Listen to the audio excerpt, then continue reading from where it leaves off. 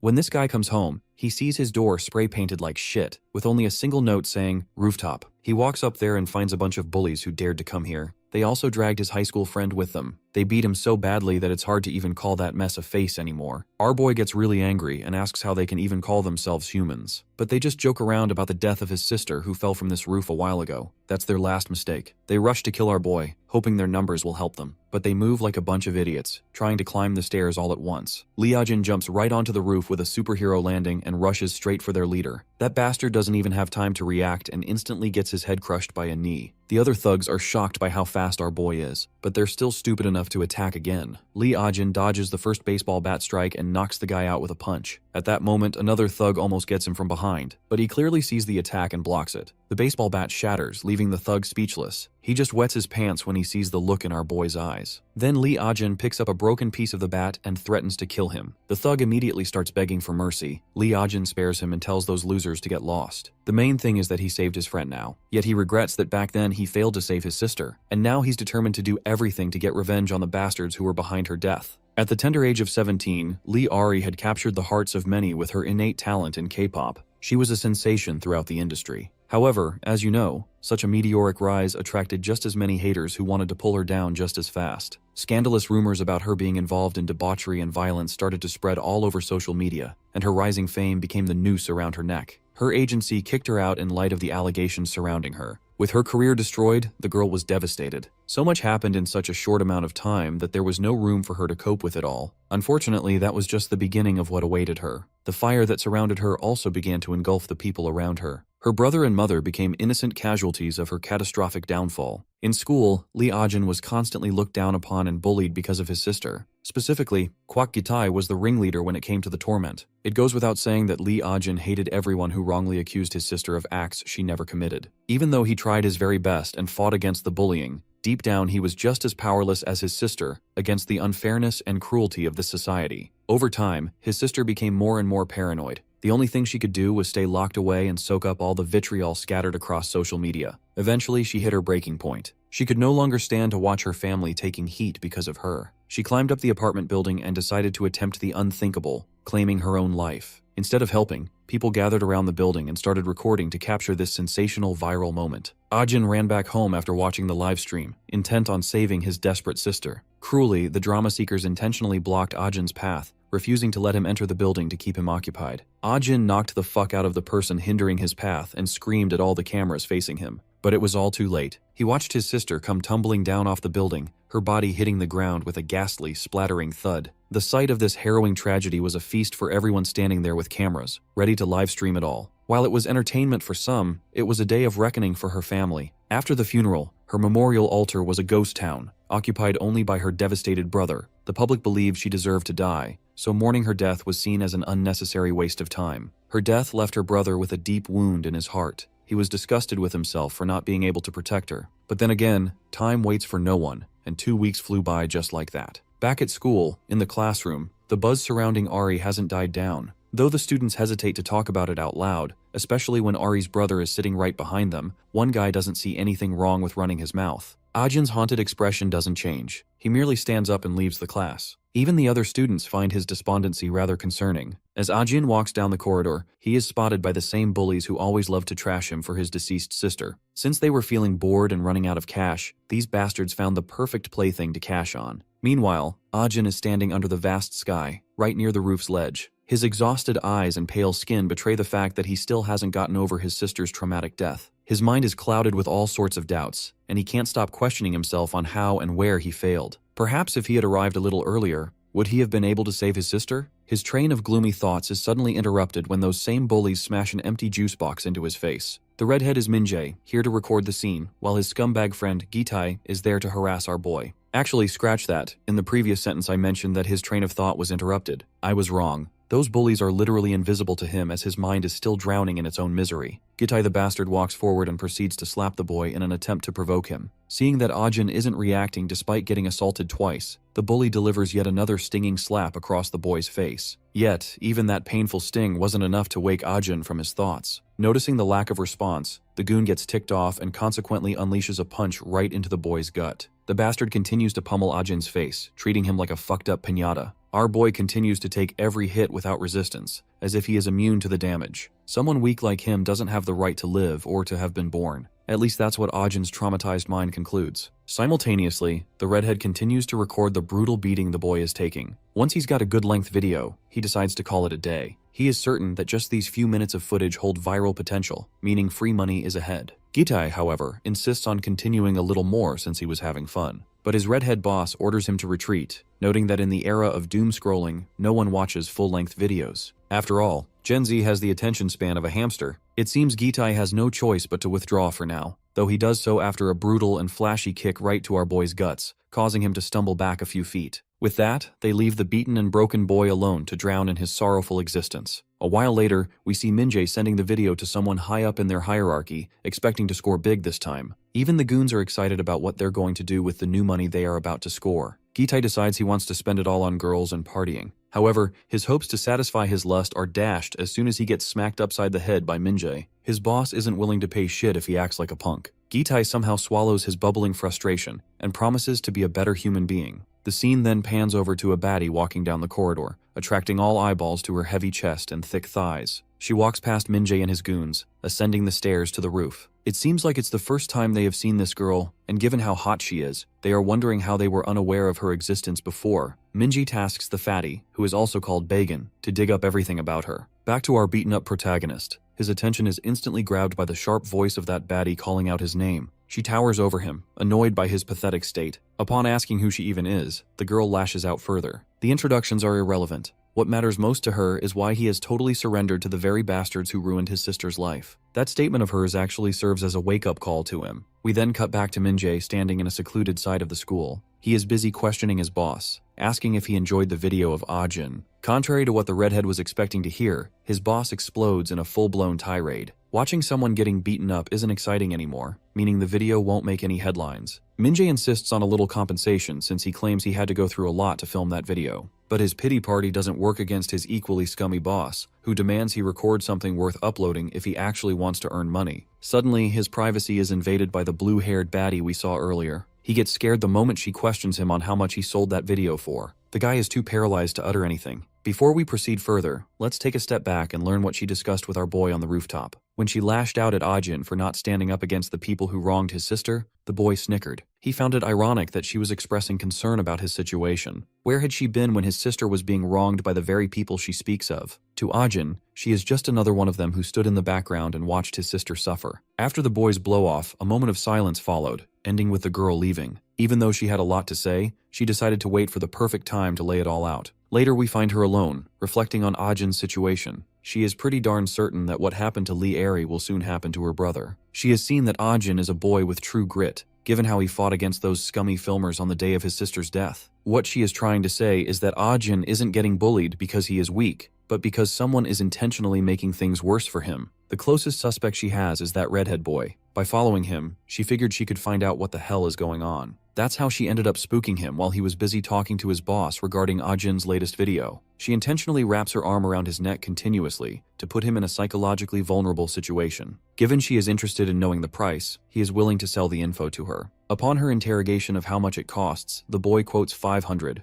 The girl proceeds to weaponize her feminine side to gain the upper hand in the negotiation. The scummy redhead gives a quick glance at her chest, as well as her thick thighs, and drops the price down to 50. That was one hell of a discount, at the cost of her letting him fondle her ass. But in response, the girl ends up fondling the gooner's face with a Mike Tyson punch, dropping him to the ground. With him knocked out, she picks up his phone and thanks him for his cooperation. In the classroom, Gite notices Minjae has been absent for quite a while now and inquires about it. Our low-budget young Donald Drum isn't sure where he went, though he assumes he went to smoke some cigarettes. The bored Gitai gets up and decides to accompany Minjae for a smoking session. Seeing the boy leave without permission, the teacher starts yelling at him, but this jackass doesn't care. His teacher is just background noise to him. As he descends the stairs, he comes across the same voluptuous baddie. Gitai sees this as an opportunity to finally satisfy his desires by getting a hold of her soft buns. He tries to initiate a conversation by asking where she is going. However, the girl knows how to deal with these kinds of low-level scum. She bulldozes her way past the guy, ticking him off. Right then, his buddy also arrives on the spot, totally out of breath. Without wasting another second, he yells at his dimwit underling to get hold of her. Well, the opportunistic Gitai isn't willing to follow orders, only for his boss to scream at him.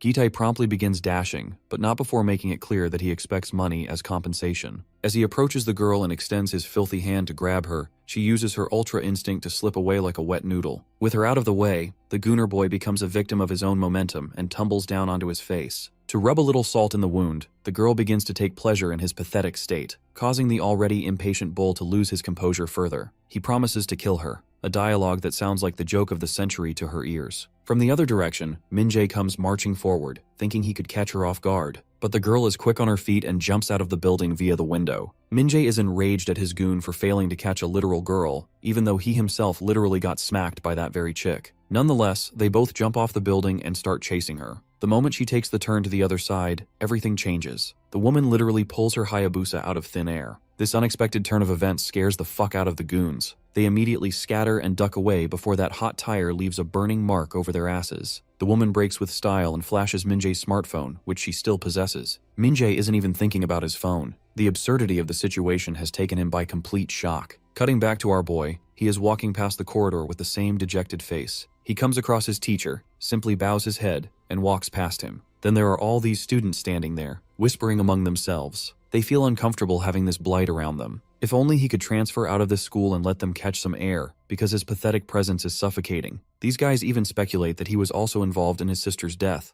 all the more reason to hate him. As Ajin once again starts drowning in his thoughts, he is suddenly snapped out of it by the sound of an engine roaring. Peeking out the window, he notices that same girl riding a motorbike. This outgoing girl notices him too, and waves at him with a big smile on her face. A short while later, the trio of thugs reunites at their usual smoking spot to settle the score. Min-jae doesn't feel comfortable parting with his cash and hesitates to pay Gitai anything but shit. However, he doesn't want their relationship to erode completely, so he offers him $50 for his recent services. Along with the money, Min-jae cunningly adds a simple gesture of appreciation. The big guy takes the money and responds mutually. Though he doesn't look pleased, even Min-jae can sense the downcast look on his face. Min-jae asks if the small amount of money is the issue, but Gitai doesn't admit it. He simply slides the bills deep into his pocket. Min-jae knows full well that his phone is worth far more than this pocket change, which is why he sternly orders his big friend to drag that bitch down and retrieve the device. Gitai knows that this shit is way above his pay grade, so he tries to politely decline. However, Min-jae raises the stakes by offering 20 times the original payment. 20 is a magical number that instantly sends Gitai's mind into a state of euphoria. The bro literally begins to tremble at the thought. Hell, this uneducated runt can't even calculate how many zeros there will be in his payout if multiplied by 20. His fat friend does the mental math and quotes 10 million won as the payment. Just like that, the dude who once claimed he was having a hard time catching the girl is now ready to render her limbs useless and drop her at Min-jae's feet. Without further ado, Gitai takes his pig-like friend along with him, and they set off to score that big payday. Seeing their enthusiasm for the job, Min-jae feels smug and confident that the girl will get exactly what she deserves. Once again, the scene focuses on our boy, Ajin, walking down his lonely path. After hearing everyone speculating and spreading false rumors about him, he can finally relate to his sister, who went through this exact same shit. Back then, the rumors and speculations were so loud that his own voice was lost in the noise, and no one was interested in listening to the truth. Now that he thinks about it, he might have been wrong to assume that no one was listening.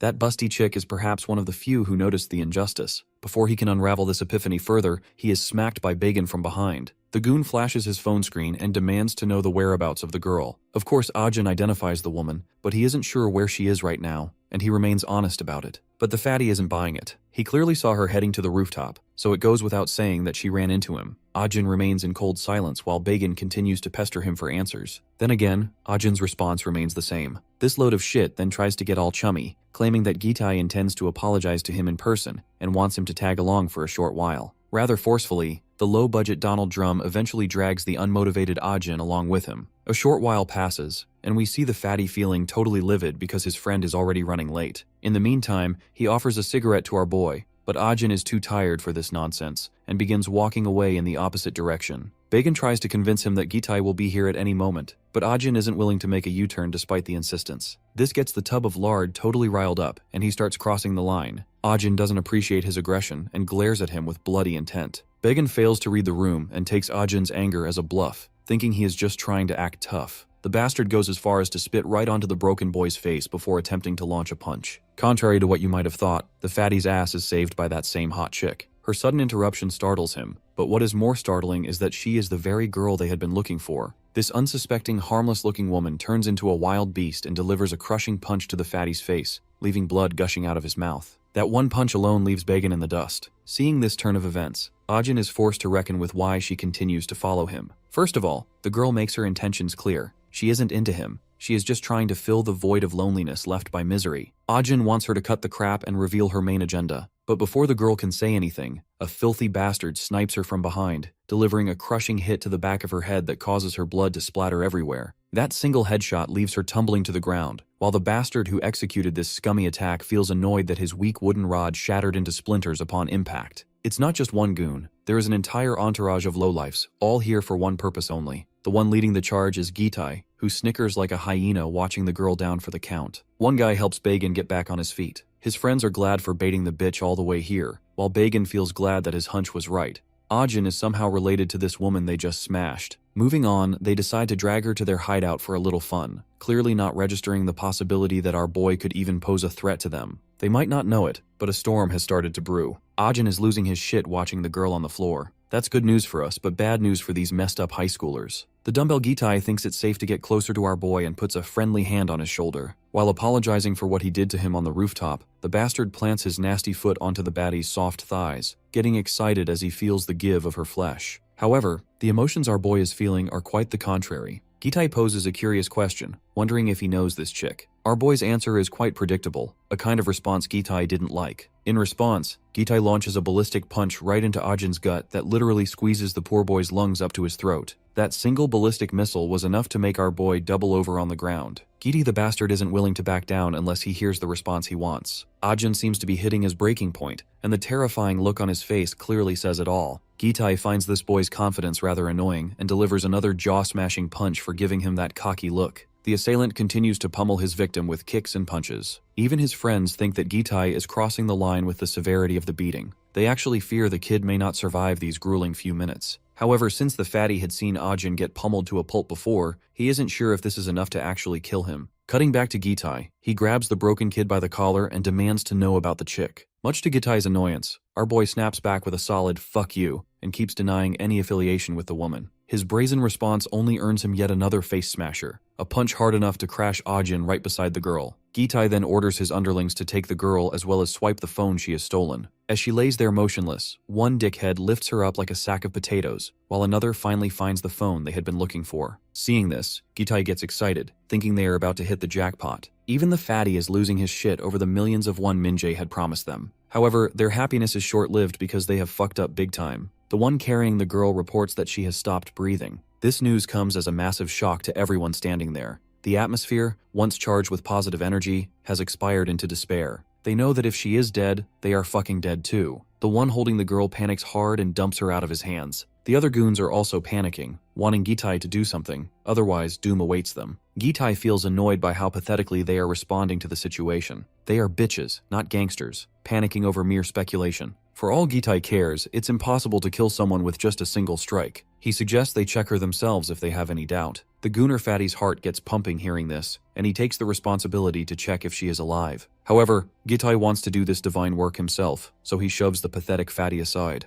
After pinching her jacket off her chest, the bastard is ready to fondle her breasts through her bra. Just as he extends his hand and gets close enough, the girl responds by biting his thumb. But that bite wasn't the main cause for concern for Gitai. It was the nutcracker kick she delivered right to his family jewels that left his breath stuck in his throat. As his pain receptors overwhelm him, causing him to double over, she extends her assault by smashing the bastard right in the throat, causing him to whine like a bitch before joining his boss on the ground. One of the fools doesn't realize the gravity of the situation he is currently in, and considers it an opportunity to make a name for himself by defeating her. After grabbing her by the hair, he extends his hand to deliver a slap. However, the girl turns out to be the next Bruce Lee. She ninjas her way out of his grasp before twisting the bastard's filthy hand. If you recall correctly, this whiny ass was the same punk who cracked her skull earlier, so she hopes he isn't mad about what is about to happen to him. Karma is a bitch, and so is this chick. She shatters the bastard's arm and leaves him groveling in the dirt with tears of pain in his eyes. Meanwhile, the one with the busted nuts has also woken up from the dead. He is ticked off by the fact that she almost ended his entire bloodline. Seeing a pointy, splintered wooden stick, he grabs it and swings it at her, aiming the jagged end right at her. The girl is scared for obvious reasons. This lunatic is literally attempting to murder her. Thankfully,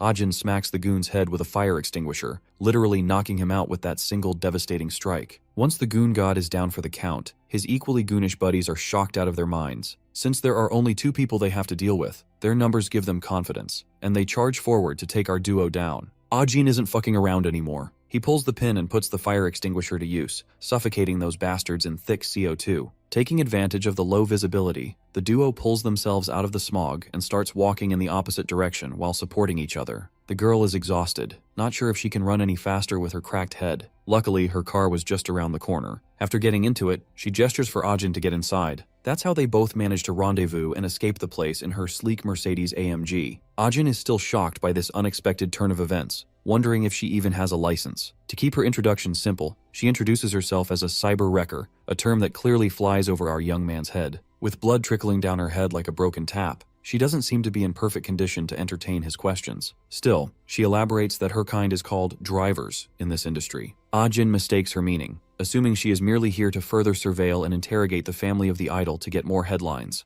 However, the girl denies it. Ajin makes his threat clear. If he somehow learns that she is even remotely involved with his sister's death, she will have yet another leaking crack in her head before she knows it. This bold woman brazenly gives him an open challenge to do whatever he desires. However, he must listen to her side of the story first. She wants to start by explaining his sister's situation. But before we hear anything further, we cut to Min-jae, anxiously waiting for his goons to return. Eventually, they do end up returning. Spotting them, Min-jae quickly jumps to request the phone they were supposed to retrieve. The numb-minded Gitai presents it to his patron, who snatches it out of the guy's hand as if the phone is about to run off. When he checks his phone, the worst scenario he had been dreading has happened. That girl has already stolen all the assaulting videos he and his gooner buddies love to record. Though he is a little relieved that his boss, Hyung, didn't contact him in the meantime. Coming back to the main topic, he questions his goons about the girl they were supposed to catch. While Bagan stutters, Gitai doesn't feel thrilled to announce that she slipped away like a wet noodle. That woman was on some Bruce Lee type shit. Her punches were a force to be reckoned with, and she literally wiped out anyone that stood in front of her, despite sustaining a severe injury to her head.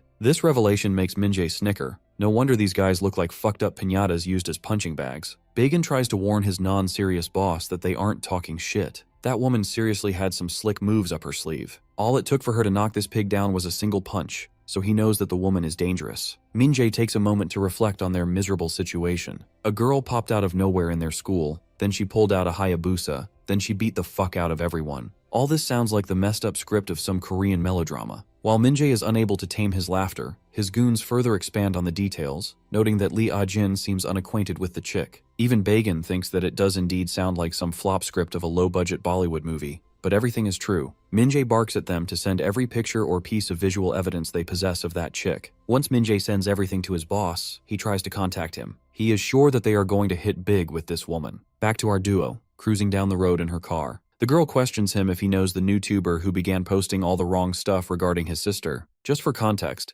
NewTuber is their version of a YouTuber. Well, Ajin has no clue who is behind all this. The chick claims that she has some clues. The channel called Geico TV is the one behind it. It seems like Ajin is unfamiliar with this channel's presence, much to the girl's bewilderment. After all, this channel is a big name in the industry. Someone who lives under a rock or doesn't use NewTube would be the only type unaware of its presence. Well, Ajin claims that he does indeed use NewTube actively, but only to browse cat videos. What a Chad, I would say. Moving back to the topic at hand, the girl decides to explain her line of work in the simplest form possible. You see, there are people called cyber wreckers who intentionally hunt for controversial stories. If they don't find any spicy drama, they stoop so low as to manufacture false narratives about famous personalities just to stir up controversy. Take his sister as an example. She became an innocent casualty of these cyber wreckers who were looking for sizzling headlines to cash in on. Working with these filthy groups are operatives called drivers. These people help the cyber wreckers investigate, surveil, and fabricate evidence against big personalities. Now everything clicks in Ajin's mind. These so-called drivers are currently crawling through his school, looking forward to fabricating fake stories and rumors. They are the same filthy bunch who spread the lies revolving around Lee Ari. She reminds him about that fake interview with a supposed victim of Lee Ari's bullying. That is how they spread false rumors and speculations to defame their target.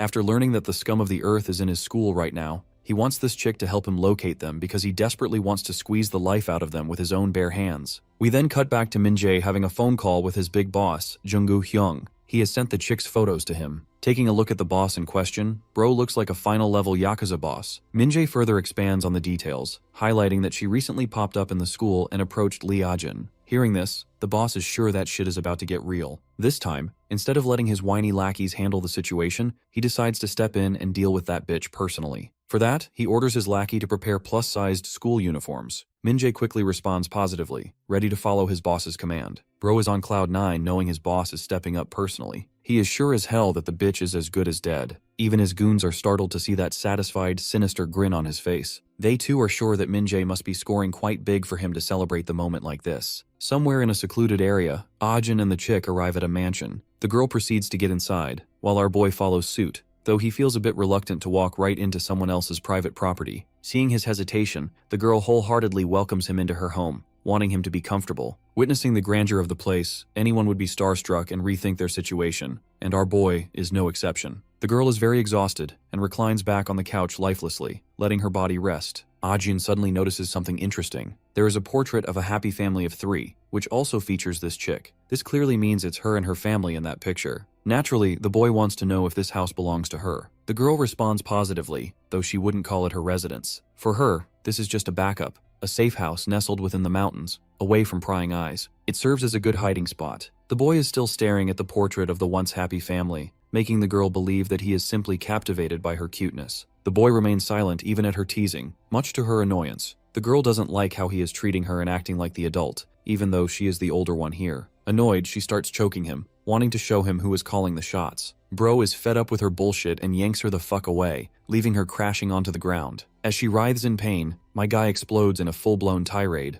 He doesn't like the fact that she is also one of those cyber wreckers or drivers, or whatever the hell they are called. She has a big mansion and a luxury car, which clearly indicates that she isn't some average Joe. For her to be helping him, she must think of herself as some hotshot acting like Robin Hood. Since this wannabe Mr. Misery merchant isn't willing to trust her one bit, she finally decides to drop the bomb. Her parents in that photo? Yep, they are dead already. The cause of their tragic death is the same as his sisters. They too were victims of the very same cyber wreckers. This revelation leaves the boy utterly shocked, as it wasn't something he was expecting to hear. The girl promises to unravel and expand on the details, but bit by bit. For now, she suggests he refreshes himself with a well-deserved warm bath. A while later, this discount version of Ken Kaneki lets himself drown in his thoughts while soaking in the warm shower. He tries to recall all the pleasant memories of the past, back when he was just a kid. The company name he noticed in the background of that girl's family photo holds some fond memories, but Ajin can't seem to recall them properly. From what he can remember, he realizes that he was a big sucker for the fried dumplings this company sold back then. He would always insist his mother let him eat this overly processed, highly unhealthy consumable,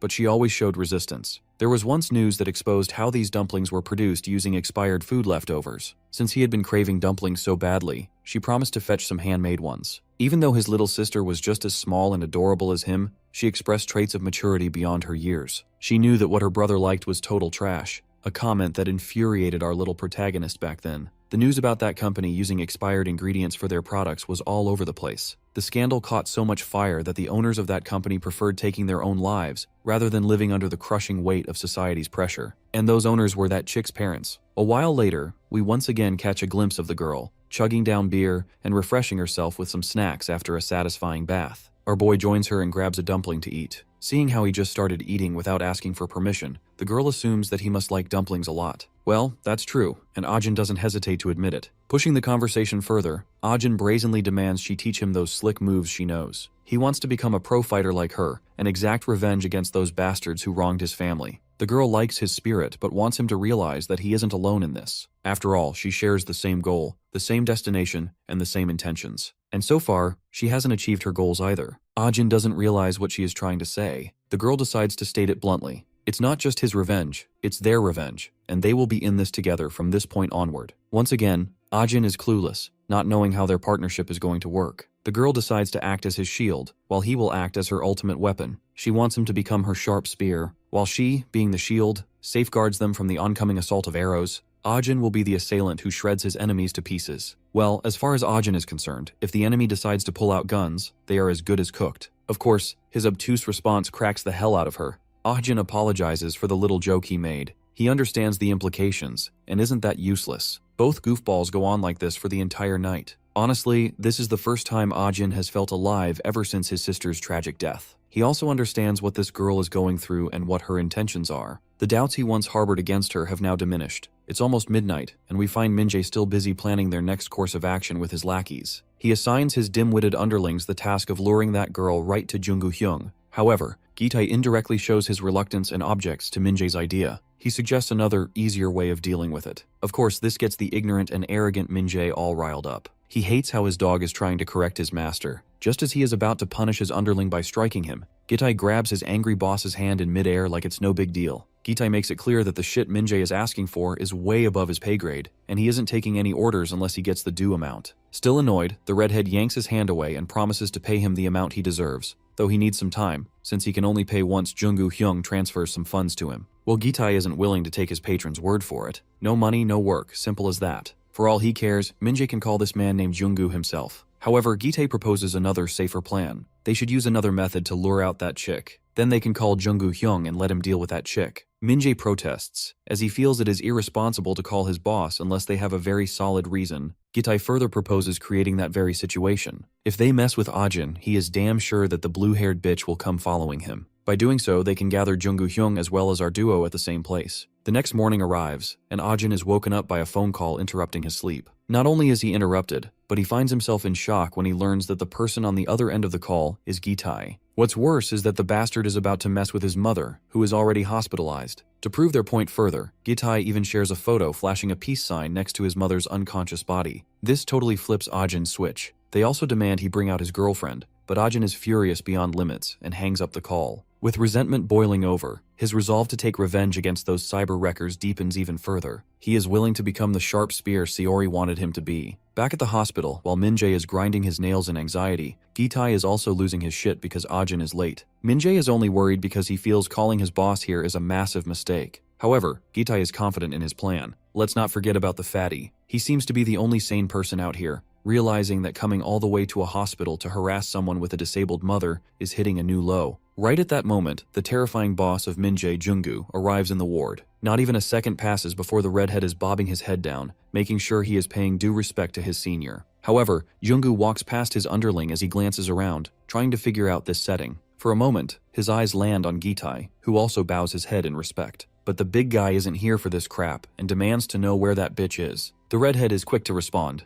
assuring his boss that Ajin is already on his way here with his girlfriend. Junggu then questions why they are here of all places. After all, they were supposed to be in school, so it makes no sense for them to be standing here in a hospital ward. The redhead hesitates to respond, having no clue how to cover up this mess. However, he doesn't need to rationalize their situation, because Gitai claims it was his idea. The big guy walks up to Gitai and poses a weird question, wondering if he executed this ridiculous plan for money. He slaps Gitai without any warning, like he is hitting a toddler. After all, he was supposed to encounter that chick in the school, not here. Gitai tries to defend his absurd idea, claiming it was the most efficient and fastest way to bring her out. His excuse earns him yet another slap, because that wasn't exactly what Junggu was expecting to hear. Those humiliating slaps sting, and they sting Gitai's ego even more. Even the two goofballs on the sidelines have no clue what the hell is going on. As if on cue, our boy arrives just in time. The boy ignores everyone in the room and rushes with lightning speed toward his mother's bed. Seeing that she is doing fine, he feels momentarily relieved. Directing his attention toward the goons in the room, he confronts them for their theatrics. The top dog in the room also turns his attention to this high schooler. He seems quite pleased, meeting Ajin for the first time in his life. Naturally, Ajin is confused about who the hell this clown is.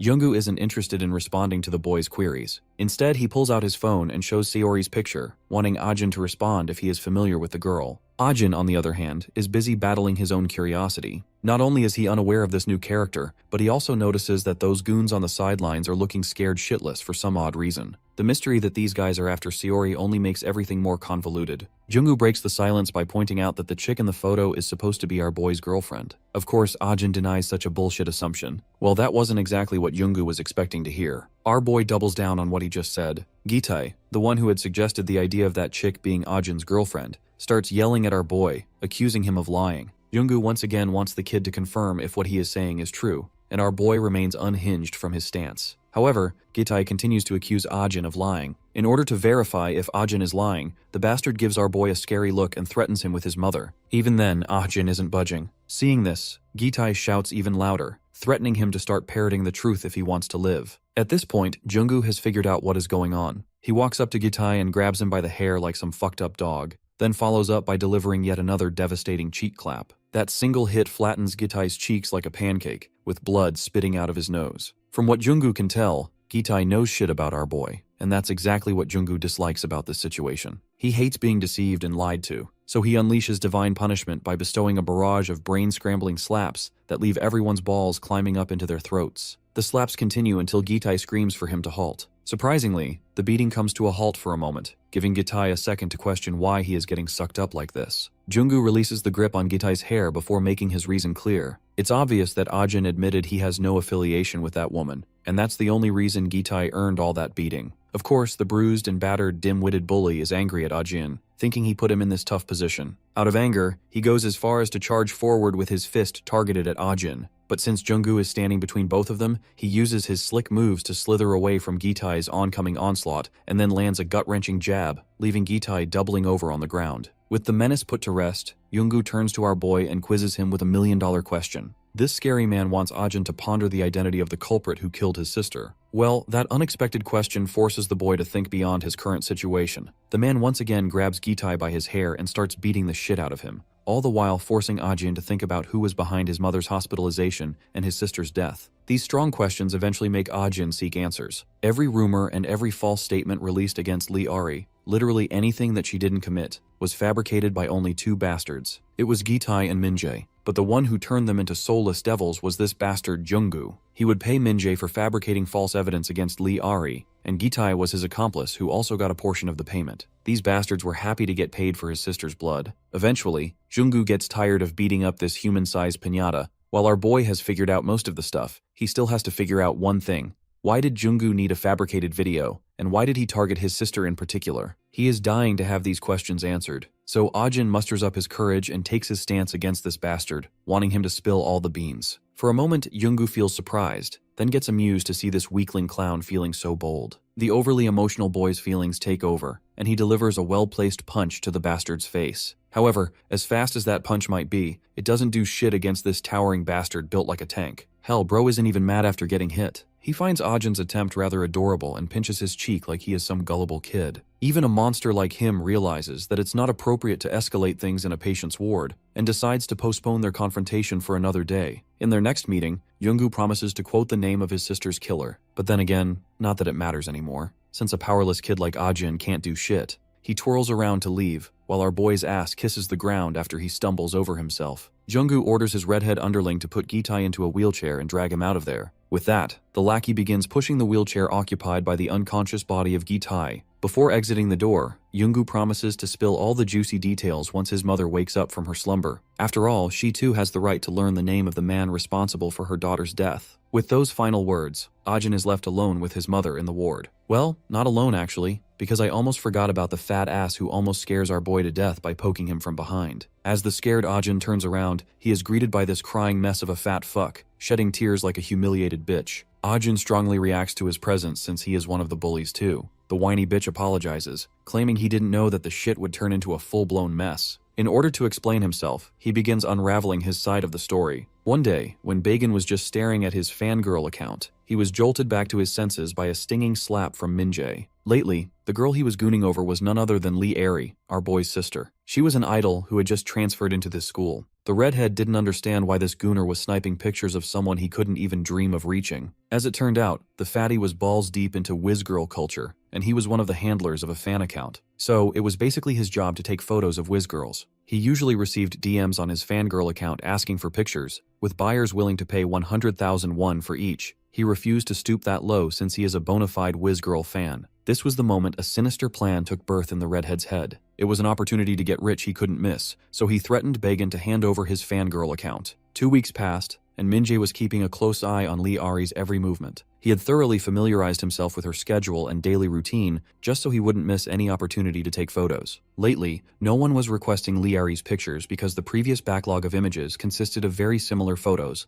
and buyers needed some fresh stuff. That's why Bagan often ended up beaten for not getting good pictures. One day, the redhead received a custom order of images. The buyer was willing to offer thrice the price if the pictures were taken according to his liking. As much as the redhead was enticed by the offer, he was equally skeptical. Since he was only given 60 seconds to make his decision, Min-jae was further put into a dilemma, wondering if someone was pulling his leg. So, he decided to ask for 100% payment in advance. Only then would he proceed with the order. As soon as he sent the account details, a deposit of 3 million won hit his bank account, a shock that left him sweating. With the payment done as promised, Min-jae was supposed to deliver images for 10 days consecutively, with a strict 24-hour deadline. Min-jae was still in disbelief. What just happened felt like a dream come true. He eventually exploded into maniacal excitement, thinking he had hit the jackpot. What was more baffling was the fact that taking those pictures was a piece of cake. In simple words, Min-jae was getting paid a fortune for barely putting in any effort. So, 9 days passed like a breeze, with Min-jae duly sending pictures to his patron. Just like anyone with a few brain cells would, Bagan was skeptical of this setup. After all, no one is dumb enough to pay a fortune for a few clicks. However, the short-sighted Min-jae didn't suspect anything. He justified his actions, insisting that nothing could go wrong taking a few harmless pics. That's when everything started to become obvious. His client started asking him for images of Lee Airy that included specific scenes, such as, she must be smiling in the photo, she must be holding a cigarette, and she must appear as if she is hanging out with female delinquents. Of course, these specific instructions had the redhead completely riled up. After getting into the habit of easy work, these instructions felt a little demanding to him. But then again, he had no choice since he had been paid for this work already. He decided to simply send a random click. However, he was soon hit by a terrifying reality check. He couldn't run away from the shit he had signed up for, since his every action was being monitored by his client. His client even had a picture of him currently sitting in the park. Min-jae instinctively began sweating, realizing that he was balls deep in trouble. This idiot even exposed his name the moment he sent his bank account details. His client even knew Min-jae was looking around desperately, trying to pinpoint the man surveilling him. Anyhow, since Min-jae realized that he was doing some fucked up shit anyway, he decided to negotiate the price for the last batch of clicks he was supposed to send. He even promised to share a proper video of her if he was paid extra. He knew that no one could do better than him in this school. He impatiently awaited his client's response on whether he accepted his offer of 900,000 won for the last batch of clicks and video. The client teased him for his greed and eventually ended up subverting Min-jae's expectations by sending him a round figure of 1 million won. Min-jae hadn't even recovered from the shock when his client dropped yet another thunderbolt. If Min-jae ended up producing good results, he would be rewarded with another batch of 1 million won. As you can see, it was a slow and deliberate movement that truly pushed Min-jae to take the path of a demon. Even his fatty friend was absolutely scared of his friend at this point. The next day arrived when Lee Airy found herself surrounded by a bunch of chicks that truly belonged to the streets. They teased the girl with their subtle jokes and flattered her with compliments. After all, she was an idol for a reason. These delinquent girls were intentionally acting chummy. Once they had the situation under control, one of the girls decided to take Lee Airy along with them to the tuck shop. The girl grabbed her and forcibly dragged her with them. Since Lee Airy had never been to a snack shop before, she was excited to pay a visit. This revelation came as a great surprise to the delinquent girl, and what was more shocking was that Lee Airy didn't have any friends. This gave the delinquent woman a perfect opportunity to get closer, and she introduced herself as Hayoung. And this is how those girls finally won over Lee Airy, who was an unsuspecting prey failing to see through the trap she was falling into. Bagan, on the other hand, was watching everything play out against her. Back then, Bagan wasn't sure what to think of this situation. On one side, he was getting to see his favorite idol up close, but on the other hand, he was an accomplice conspiring behind her back. This left Bagan conflicted between two distinct and opposite emotions. A few days passed, and that girl Hayoung lured Lee Airy to the back of the school building after pretending to take her to the tuck shop. When Lee Airy inquired what they were doing there, Hayoung played her cards well and showed a bruise mark on her neck. That charlatan began spewing some bullshit sob story about how her drunken father hit her last night. Once she had complete control over the situation, she decided to play her final card. She pulled out a cigarette, supposedly meant to soothe her mental stress. Since Lee Airy is her friend, she offered her a cigarette too, wanting her to accompany her. She claimed she would feel better if they smoked together. Of course, Lee Airy was terrified at the thought of smoking, but that manipulative goddess gaslit her to the point that Lee Airy wasn't even aware of herself before she grabbed that cigarette. Right then, the other bitches also popped up right into the scene, all there to gaslight the poor girl even further. While those girls surrounded Lee Airy, making her feel uncomfortable with all their manipulative and gaslighting bullshit, that redhead asshole was recording it all. And that's how Min-jae accomplished his first news report video. Back in the present, our boy is stunned to hear this side of the story, and he is curious about what the fatty means by news report. The whiny mess of fat is still crying like a kid while further clarifying that the job of taking the pictures and videos that Yoongu requested was called reporting. Ajin grabs the trash by his collar and demands he spill the other beans too. Right at that moment, Sayori enters the chat. The moment her eyes land on the filthy face of this fat ass, she is absolutely pissed and literally teleports from her spot, only to kick the piece of shit hard, making sure he is knocked out. While the girl feels very good after venting some of her steam with that jaw-breaking kick, Ajin's butt kisses the floor as the reality of the situation sinks in. He is exasperated after learning about the culprit behind his mother and sister's situation. He eventually cracks the hell up, having no clue how he is going to protect his mother if those bastards come after her. Sayori eventually snaps him out of his frenzied situation. However, the mental breakdown Ajin is having causes him to lose consciousness. The weight of it all is just too much for his weak heart to handle. In the hospital's parking lot, our boy rests inside Sayori's G-Wagon, while she's busy reporting the gist of her situation to someone over the phone. After assuring the recipient that everything is sailing smoothly, she promises to visit them soon, along with her new friend. With that, she hangs up and turns her attention toward Bagan, ordering him to step a little closer. Unsurprisingly, the guy is quaking in his boots, dreading the worst. Reluctantly, he gets right up in her face as ordered. Sayori begins to scrutinize him, unsure if it's wise to believe the story he just fed them. She even threatens the pig with dire consequences if she catches him lying. Desperate, Bagan doubles down, trying to convince her that he's telling the truth. Since Sayori doesn't have much else to go on, she decides to buy his words for the time being. She asks him what he's planning next. He isn't exactly thrilled to admit that his friend Gitai took a severe beating, so it goes without saying that the guy is out of commission for now. As for that bastard Minjae, well, he can't do shit, at least not without Gitai's brute strength. This leaves only him, and he promptly gets a swift bonk on the head from Sayori. She wants the scumbag to pay for the crap he pulled with his equally trashy friends. Naturally, Bagan starts shedding tears like a little bitch, and promises to do whatever she wants. He also makes sure to apologize to her for his wrongdoings. However, Sayori makes it clear that she isn't the one who deserves the apology. It's the guy resting in the G-Wagon. And let's not forget about his sister. Even if she's in heaven, she deserves an apology too. The scene then abruptly cuts to the hospital ward where Ajin's mother is admitted. Shockingly, she finally regains consciousness, only to find 3 bastards looming over her bed. It's Jungu and his goons, out there to intimidate the poor patient to death. They're recording a video as that prick Jungu prepares to pummel her with slaps. Meanwhile, Ajin is watching everything unfold from outside the door, standing there helplessly. Even his deceased sister's specter appears out of nowhere, haunting him with a grim question he'd been asking himself for a while now. Why is he just standing there instead of doing something? Thankfully, his absolute misery ends the moment his eyes snap open in the real world, completely out of breath. Sayori is also in the room, sarcastically hoping he had a pleasant time sleeping. After all, the bed he's occupying is supposedly the exact same model Drake has in his Toronto mansion. While the girl is totally in the mood for banter, Ajin lunges at her. He's still reeling from watching his mother get violently slapped by Jungu in that harrowing nightmare. With pure dread washing over his face, he yells at her, demanding to know if his mom is doing all right. He's utterly terrified that Jungu will actually go after her. The nonchalant girl isn't having any of it. The spit flying out of his mouth and landing right over her face is something she simply won't tolerate. So, to shut his trap, she shoves him back, dropping him onto the bed. To spice up the scene further, she climbs on top of him, putting the kid in a highly vulnerable position. She just wants this dude to calm the hell down. The mother he's so worried about has already been transferred to a secure location with strict entry restrictions. In short, Jungu and his lackeys can't touch her. Now that Ajin's immediate worries have been washed away, there's something else making him feel incredibly awkward. Well, she's literally straddling him, and her heavy chest is hanging right in his face, putting Ajin in a very tight spot. Realizing how uncomfortable he is, Sayori decides to capitalize on the opportunity and starts messing with him even more. For a gooner like him, it's way too much to handle. The final straw drops when she starts tickling his ear with her warm breath. Redlining his goonometer, the boy can't take it anymore and literally flings her off the bed. Sayori, on the other hand, is thoroughly enjoying herself. She's found a raw nerve she can pinch anytime she wants a little entertainment. Regardless, she can tell he's feeling better, which the boy confirms. She eventually gets up and decides to catch some sleep herself, since there's still plenty of time before the sun comes up. After promising to explain their current situation in detail once they wake up, she flicks off his room lights and heads out. Ajin slumps back down. Although he claimed to be fine, he actually isn't. The weight of the entire ordeal is numbing his brain, causing his eyes to well up with tears. Truth be told, even Sayori knew he wasn't over his trauma. She was just testing his patience while lingering right outside his door. Still, the sassy queen was entirely ready to comfort him with her body warmth if he had asked. But that's the kind of opportunity a beta male like him couldn't even fathom. A fresh day begins with the teacher expressing his intense disappointment over students skipping school. Furthermore, the rumor that Gitai was allegedly in a car accident only makes the teacher more skeptical. He can see the school's decorum slipping out of routine and demands the class rep report any student caught pulling shady shit.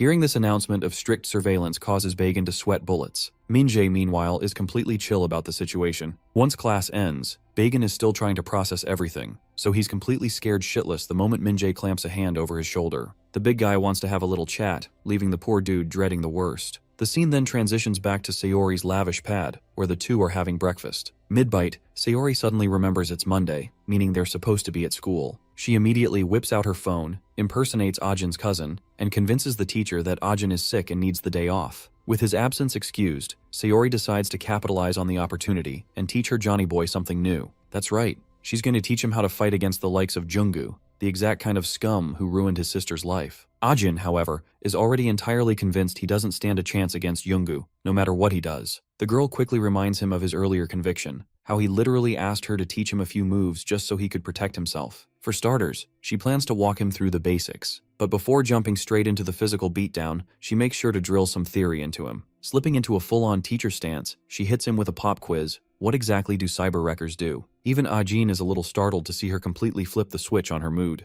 Pushing the distraction aside, he answers that cyber wreckers are the types who humiliate their targets over the internet. Yet, he's totally clueless about their endgame, what they actually achieve by pulling this crap. The best guess he can muster is that they just want to farm YouTube views. Beyond that, they probably just get a kick out of making fools out of the weak. While his teacher appreciates the answer, she still decides to reward him with an unexpected high kick aimed straight at his face. The boy hastily ducks away, narrowly saving his face from becoming a bloody mess. While he's busy bitching about the impromptu strike, Sayori casually reminds him that this is part of his physical training. Naturally, Ajin thinks the chick has lost her damn mind, but he isn't given a second to argue before she launches yet another sweeping leg strike, which he barely survives by ducking again. She missed? Don't worry, the crazy girl lunges at him a third time like he owes her money. This time she's coming in hot with a balled-up fist aimed right at his nose. The punch lands squarely as intended. The only catch is that a terrified Ajin managed to slap a book over his face at the last millisecond. Otherwise, his brains would have been totally scrambled. Sayori finally calms down, ready to hear what he has to say. The boy loudly protests that he didn't sign up for this shit. All he desired was to learn about cyber wreckers. His whining causes the girl to break into a fit of laughter,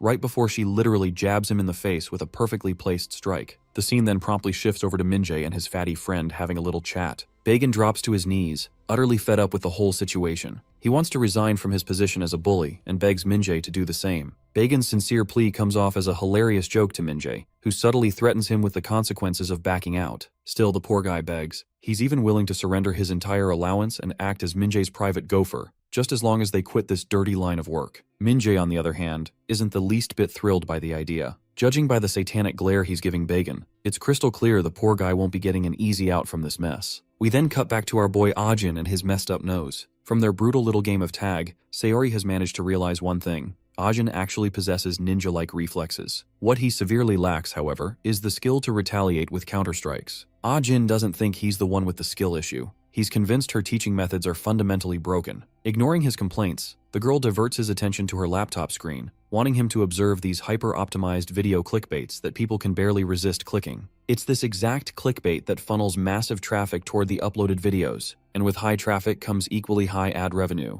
Live streams also serve as a lucrative alternative to rake in crazy money, especially since creators can milk their viewers by begging for donations and super chats. Common sense dictates that these cyber wreckers do it purely for the cash, but Sayori reckons some of them just do it for the sick thrill of it. She then brings up Minjae. Starting tomorrow, she wants Ajin to investigate the bastard and dig up more clues about Junggu in the process. Furthermore, she strictly orders him not to miss physical training after school, noting that she has specifically picked out an English taekwondo gym for him to attend. The next day during class, Ajin is observing Minjae like a hawk. He is literally trembling with an uncontrollable resentment toward the bully that he can barely keep in check. He is itching to make this bastard confess to every single crime he's committed. Meanwhile, Sayori is also surveilling Minjae's movements from a neighboring building using a telescope. While keeping watch, she's simultaneously entertaining a phone call from her senior. The senior is pissed at her for keeping Ajin's involvement a secret. However, the girl argues that there simply wasn't any time to brief him, considering how hectic shit has been over the past few days. Regardless, this caller, who goes by the name Mega Whale, concludes that Junggu is a massive fish they absolutely need to fry. The fact that this prick was an actual mixed martial arts fighter before pivoting to his shitty YouTube career only makes his current actions all the more suspicious. Back when he was pursuing his MMA career, the dude had such a screw loose that he would continue beating his opponents long after they had surrendered. Because of this, Mega Whale explicitly warns her to avoid any direct physical confrontations with Junggu. After cautioning her a bit more about the perilous situation she's wading into, he finally hangs up. Sayori, as usual, brushes it off, thinking the guy is just being overly protective. Fast forward to after school, and we find Minjae pinned aggressively against a wall, getting interrogated by Ajin. Our boy wants him to spill all the beans regarding his involvement in his sister's death. However, Minjae simply keeps his head lowered, his lips zipped tight. Just as Ajin is about to lose his patience completely, the greatest Oscar-winning performance of the century begins. That bastard Minjae starts shedding massive crocodile tears, tearfully admitting that he deserves absolute punishment for his crimes. Of course, Ajin didn't come here to attend a pity party. He wants solid answers. And just when Ajin's temper hits the boiling point, the bastard dials his performance up to 11. He openly surrenders his life to Ajin, claiming he is willing to spend the rest of his days atoning for the sister's death. Ajin is absolutely losing his bananas, demanding the bastard drop the pathetic act. After all, he was entirely unprepared for this scummy bully to start whining like a traumatized toddler. Ajin decides to let the scumbag off the hook for now, though not without a stern warning. If Minjae ever shows his face in front of him again, he's as good as dead. Minjae keeps up his Bollywood-grade acting, slumping over his knees and continuously begging. Eventually, Ajin manages to swallow his fury, turning on his heel to leave. Once Ajin is finally out of sight, we get a closer look at the supposedly devastated Minjae, who was just begging for his life. A highly creepy smile slowly stretches across his face, followed by a dark laugh. It's a crystal clear indication that he has officially played Ajin like a fiddle. The fool foolishly approached him, actually thinking he could extract the answers he wanted. And let's not forget about Bagan, who was hiding nearby, secretly recording every single second of the encounter on his phone. He scuttles over and hands the phone back to Minjae. The footage Bagan just shot is incredibly damning. It makes Ajin look like an unhinged villain, while Minjae appears to be nothing more than an innocent, helpless student deserving of pity and compassion. The bastard gives Bagan major props for capturing such a cinematic masterpiece. Now you might be ready to direct all your hate at the fatty's ass for doing this, but just take a look at his face. The poor guy's face is completely wrecked, a bruised canvas perfectly reflecting the masterclass beating Minjae gave him earlier. Looking at the video, Minjae is damn sure that this evidence will be more than enough to perfectly frame Ajin as the school's ultimate bully. We then cut back to our boy, spending some lonely downtime up on the school's roof. Right at that moment, Sayori pops up, questioning his sinking mood. Ajin, however, is more curious as to why she even bothered showing up. Noticing his bruised hands, she naturally demands to know what happened. Ajin lies, claiming he just tripped and took a bad fall, and stubbornly insists she stop pestering him. Of course, the girl is pissed. Not only is he lying blatantly, but he's actively trying to ignore her. She explodes into a full-blown tirade. She can easily tell he's been in a fight, something she strictly warned him against. Even if he boasts godlike reflexes, he's still just an infant when it comes to actual combat. The boy ignores her lecture and warns her to get the hell out of there. The school is already on high alert looking for outsiders and troublemakers, and if she gets caught, shit will only get more complicated. Shifting gears, Sayori quizzes him on his investigation. Did he manage to dig up any leads about Junggu and Minjae's true nature? Funny she should ask. As we already know, Ajin clearly had a run-in with that bastard. He explains how Minjae broke down into a crying mess and apologized. Ajin admits he desperately wanted to pummel the scumbag to death, but he froze up, feeling puzzled and entirely unsure of what to do. Hearing this, Sayori realizes that his soft heart has become a noose around his neck. If he continues acting like a happy-go-lucky pony, he can entirely forget about exacting any revenge. He simply ain't built for that shit yet. So, to harden him up physically and mentally, she announces the commencement of a brand new training regimen tailored specifically for him. Eventually, Ajin finds himself staring at the entrance of a martial arts dojo. This is ground zero, where they'll start his training to become a hardened fighter. Inside, two kids are already busy duking it out. It seems Sayori is familiar with them. The girl is Yeji and the little boy is Wooju. Spotting Sayori, Yeji beams with happiness at seeing her senior. As she's doting on the kids, the big cheese of the dojo arrives. Meet Jerry, the chief master of this English taekwondo gym. Spotting Ajin standing there, Jerry instantly feels the itch to use the boy's face as a punching bag for some reason. Sayori introduces the kid to her senior, and the slightly disheveled dojo master reciprocates by greeting the young lad. Wasting no time, this crusty master hypes up the kids by circulating the absurd rumor that Ajin is Sayori's new boyfriend. While the kids are totally astonished and buzzing with excitement, Sayori plays right along, acting as if they make a great couple. Dropping the act shortly after, she asks Jerry about their other seniors' whereabouts. Jerry assures her that Yukyung is busy, noting that their top priority right now is serving this young lad well. Out of nowhere, Jerry wraps Ajin up over his shoulder in a rock-solid grip, causing the boy to squirm in sheer pain. Having successfully handed Ajin's responsibility over to better hands, Sayori pays her respects and heads out, hoping Jerry will help forge Ajin into the man he needs to be. Poor Ajin has absolutely no clue what the hell is going on, and the menacing way Jerry is looking at him doesn't give him good vibes. The scene then transitions back to Sayori, who is on another phone call with that mysterious username, Mega Whale. Once she reports that she successfully handed Ajin over to the young master, the caller issues a stern warning. She must never disclose her true occupation to Ajin. Sayori agrees but points out she isn't entirely sure if there's anything left that Ajin doesn't already know. Regardless, the man is harboring serious doubts about whether Ajin has what it takes to be the driver they need. Then again, it's too early to draw conclusions. He recalls how Junggu was once a driver too, and they have finally figured out who his wrecker is. However, to get to the wrecker, they must shadow Junggu closely. Ajin is the only person who can help them in this endeavor. That's exactly why they need him as their driver, someone who can actually go toe-to-toe with Junggu. Sayori objects, believing it's way too early for Ajin to handle that kind of pressure. Her senior simply assures her that he will decide when to pull the trigger. As a driver herself, her only job is to stay prepared for the next set of orders. Cutting back to our boy, he is currently getting pummeled by a group of cute little gangsta kids swarming all over him. Poor Ajin is literally getting his soul drained out of his body because he can barely put up with this chaotic shit. Right then, a new face joins the scene. Ajin's presence is unfamiliar to her, making her curious about the new guy. The kids immediately gather to pay their respects, indicating she is yet another senior working at the dojo. Jerry steps in to introduce Ajin, but before he can even open his mouth, the little kids beat him to it, proudly announcing Ajin as Sayori's boyfriend. As it turns out, Sayori had already informed the woman about her friend joining for special training. She introduces herself as Choi Yuk-young, the instructor's wife. Our boy responds politely, making sure to take this opportunity to firmly clarify that he is not Sayori's boyfriend. Before proceeding any further, Yuk-young decides to wrap up today's session and drop the kids off at their homes. Stuck in the van between noisy kids, our boy is completely clueless about his role in all of this. Bit by bit, Jerry and Yuk-young drop off the kids, while Ajin is still trying to figure out the nature of his upcoming training. He literally dozes off in his seat, skipping straight to the moment when he's the only passenger left. When he finally steps out of the van at Jerry's insistence, he finds himself in the middle of nowhere. Surprise! Jerry wants the boy to run all the way back to the dojo from this exact spot. Calculating the total stretch, it's a grueling 15-kilometer sprint. After wishing him good luck, both Jerry and his wife speed off in the van, leaving a stunned Ajin to chase after them. Inside the van, Jerry highly doubts Ajin has the guts to brave through this brutal test. Yuk-young, however, thinks it's too early to deduce anything. For now, they just need to focus on showing the kid the ropes, exactly as Sayori requested. A while passes, and we circle back to the English Taekwondo dojo.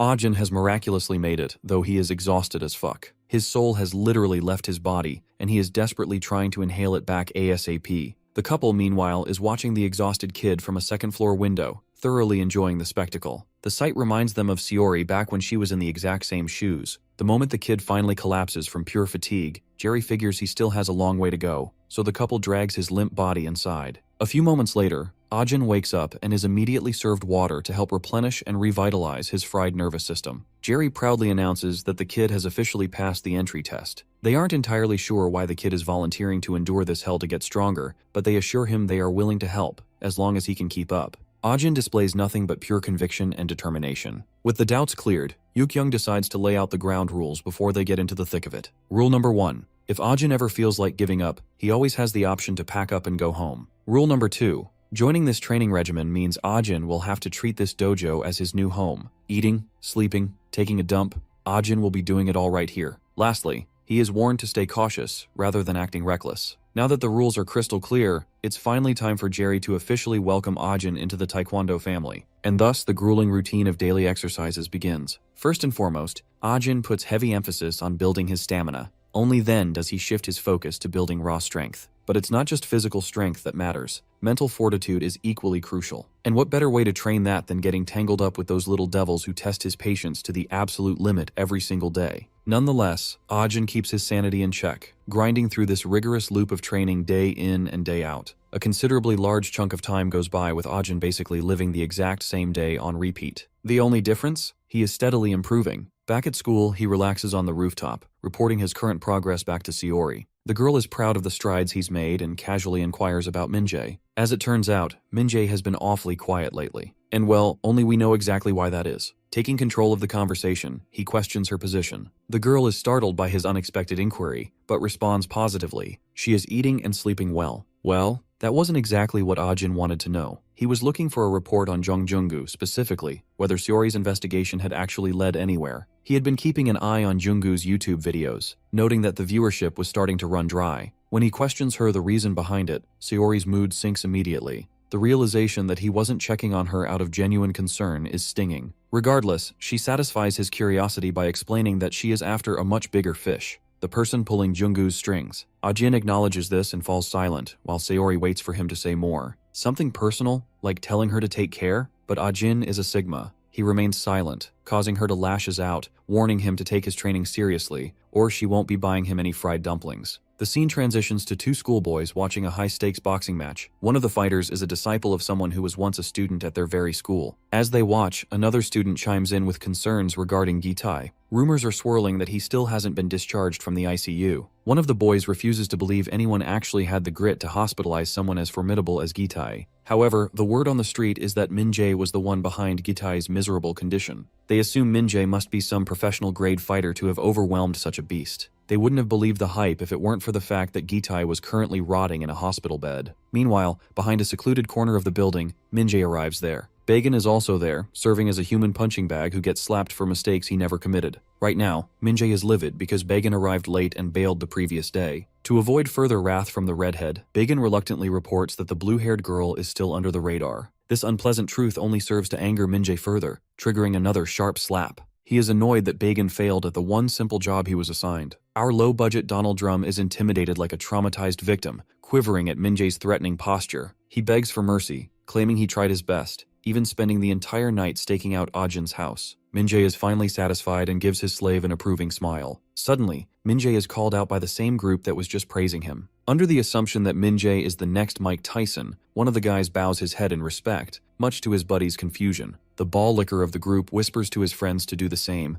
to bow at the might of the great Min-jae if they don't want to be devoured. That's how Min-jae ends up with 3 loyal dogs at his command. If you don't recall, these guys used to be Gitai's lackeys, now ready to serve under their new master. Even Min-jae is initially clueless as to why he's receiving this much respect. But he soon connects the dots. These guys believe he is the one who hospitalized Gitai. Min-jae has become their new religion, and they beg their master to teach them a few moves. While Min-jae finds the idea of him defeating Gitai ridiculous, he is an opportunist at heart. He decides to capitalize and play the role of their idol. He reminds them of the humiliating defeat they suffered against Ajin and that blue-haired girl. Naturally, the goons remember that day with crystal clarity. Min-jae fuels their burning desire for revenge and begins laying out his plan. His goal? To completely cripple Ajin's social life. He intends to frame Ajin as the villain behind his sister's death and his mother's comatose state. By fabricating evidence and spinning a narrative, he wants common sense to dictate that Ajin is the monster. Min-jae puts the plan into action by heading to the school rooftop. He forces the goons to bow and bury their heads in the ground, making it look like innocent students are being punished. Once he records the scene, he edits the clip,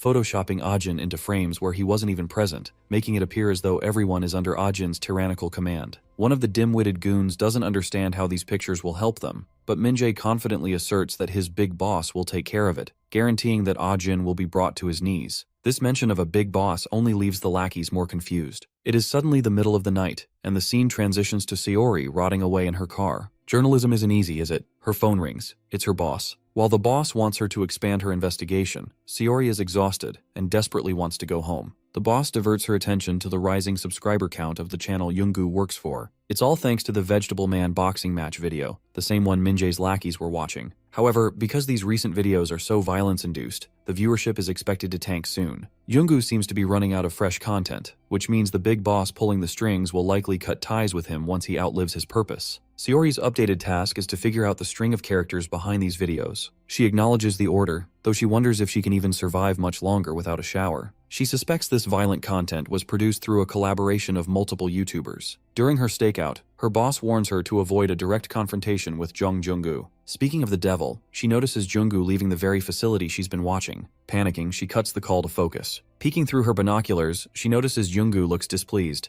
After turning into a secluded area, Junggu picks up a call from his boss. The boss is annoyed. If it weren't for that Vegetable Man video, their channel would be dead. Junggu apologizes for the unsatisfactory results and promises to find something new to milk. The boss gives him a 1-week deadline. Junggu must produce at least one viral stunt video with the potential to hit 1 million views. The carrot at the end of the stick? If Junggu strikes big, he finally gets to join the big boy club. Desperate to move up, Junggu starts losing his mind, frantically promising to meet the deadline. Sayori, just around the corner, absorbs as much info as she can. She's confused by Junggu's mention of a 1-week promise, but she immediately prepares to report her findings. However, in the next moment, that dead-eyed, scummy musclehead stands right over her like a grim reaper. She realizes she's in deep trouble. There was a reason she was warned never to cross paths with this jackass. Back to Min-jae and his crew. In the park, the bastard is sending out material for their next viral video. He is certain this will be enough to ruin Ajin's life. He assigns roles. Our budget Donald Drum is to surveil Ajin like a sniper, while the rest are to move the moment they spot him, whether it's in class or the bathroom. Finally, he orders one of them to find Lee Ha-young, the girl who helped ruin Lee Ari's life. When a goon mentions she isn't in his contacts anymore, Min-jae asserts his authority by slapping the life out of him. That girl is a crucial piece of the puzzle. She will be framed as Ajin's accomplice in ruining his own sister's life. We then return back to our girl. Seeing this budget John Wick staring her down, she thinks she's finished. Surprisingly, he acts chummy. He claims he's just a gym freak doing drills and asks what a high schooler is doing out so late. Sayori is annoyed that he assumes she's a student. He invites her into the gym, but she declines, citing the late hour. Junggu acknowledges her decision and walks past,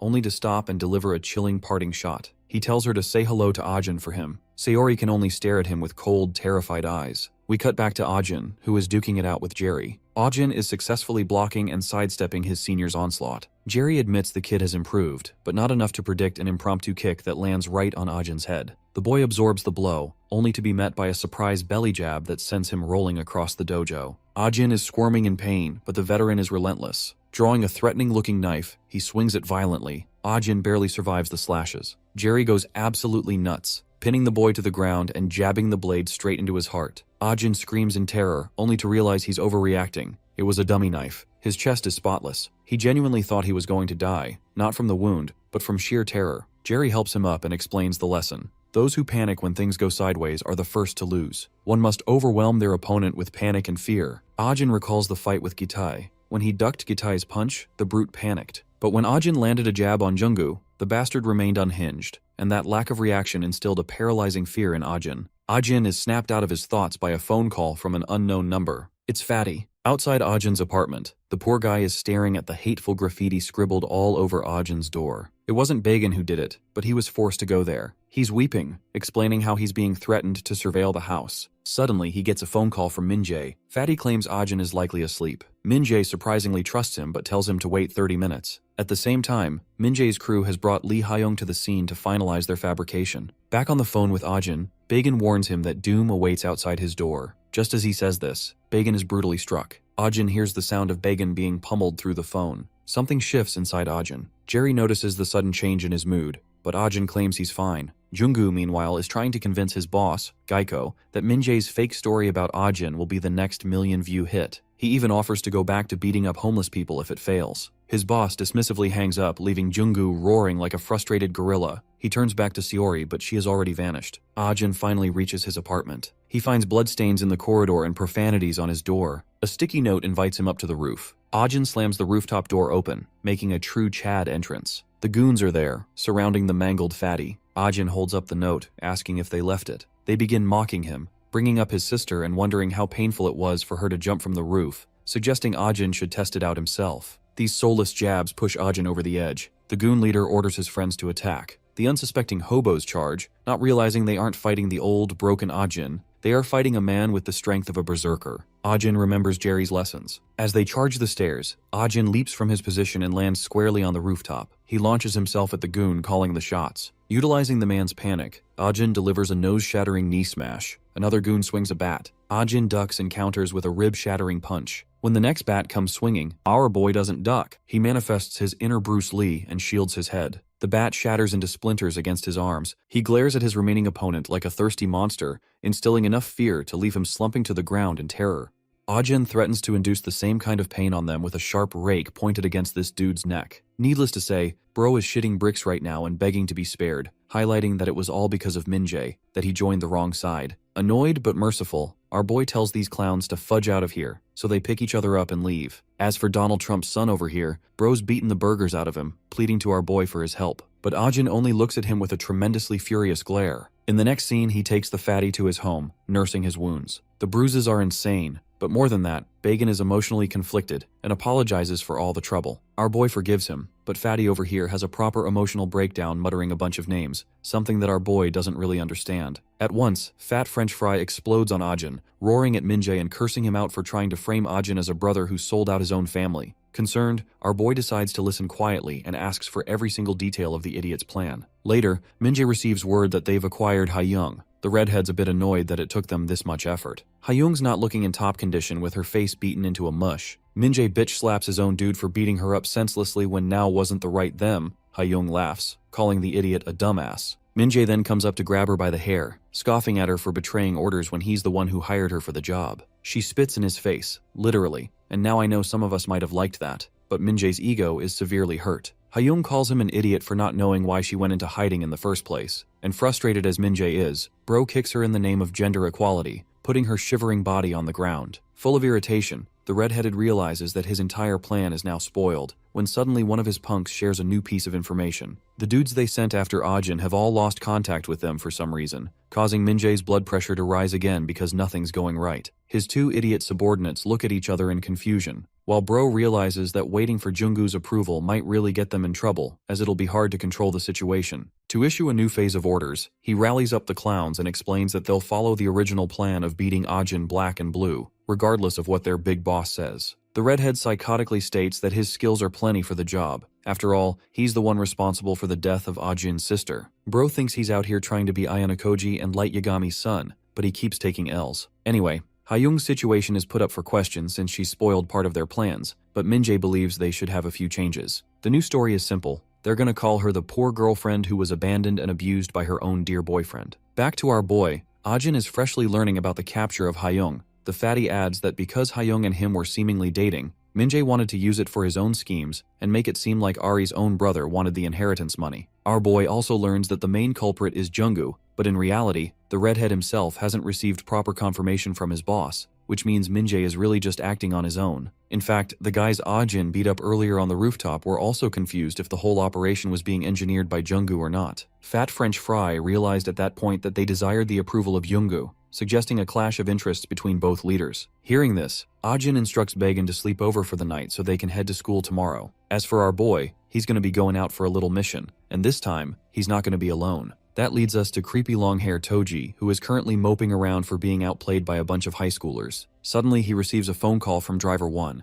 It's actually his main man Minjae, who receives an immediate scolding from Jungkook for treating this whole shit show like a joke. Jungkook is furious that the redhead is lost in the sauce and doesn't know what he's doing with his plans, even promising to slice him to bits the next time he sees the guy. But this is where an interesting change develops. Minjae starts talking back to his own boss, calling his attitude trash. In fact, he's resigning officially as this guy's driver, suggesting that he keep doing his loser gym shit alone. The conversation only leads to Jungkook's anger to soar higher as he shatters his own phone with his grip, laughing at the audacity of these kids for messing with him. Bro's so insane he wants to beef with high schoolers and rip their mouths off, but suddenly, a vehicle arrives, blinding lights in his face. It's our favorite mixed hair girl with a happy smile on her face, while Jungkook is stunned that these kids can even drive. Confident, she stares him down, while he wonders if she's so bold to try and run him over with her vehicle. Girl steps on the fucking pedal to prove her point and races full speed right at him, while this dude stares at her without fear. Reality starts to crumble for Jungkook the moment he realizes this chick is not gonna stop. She's got that indifferent look on her face, inviting a moment of panic where he loses his shit. Scared,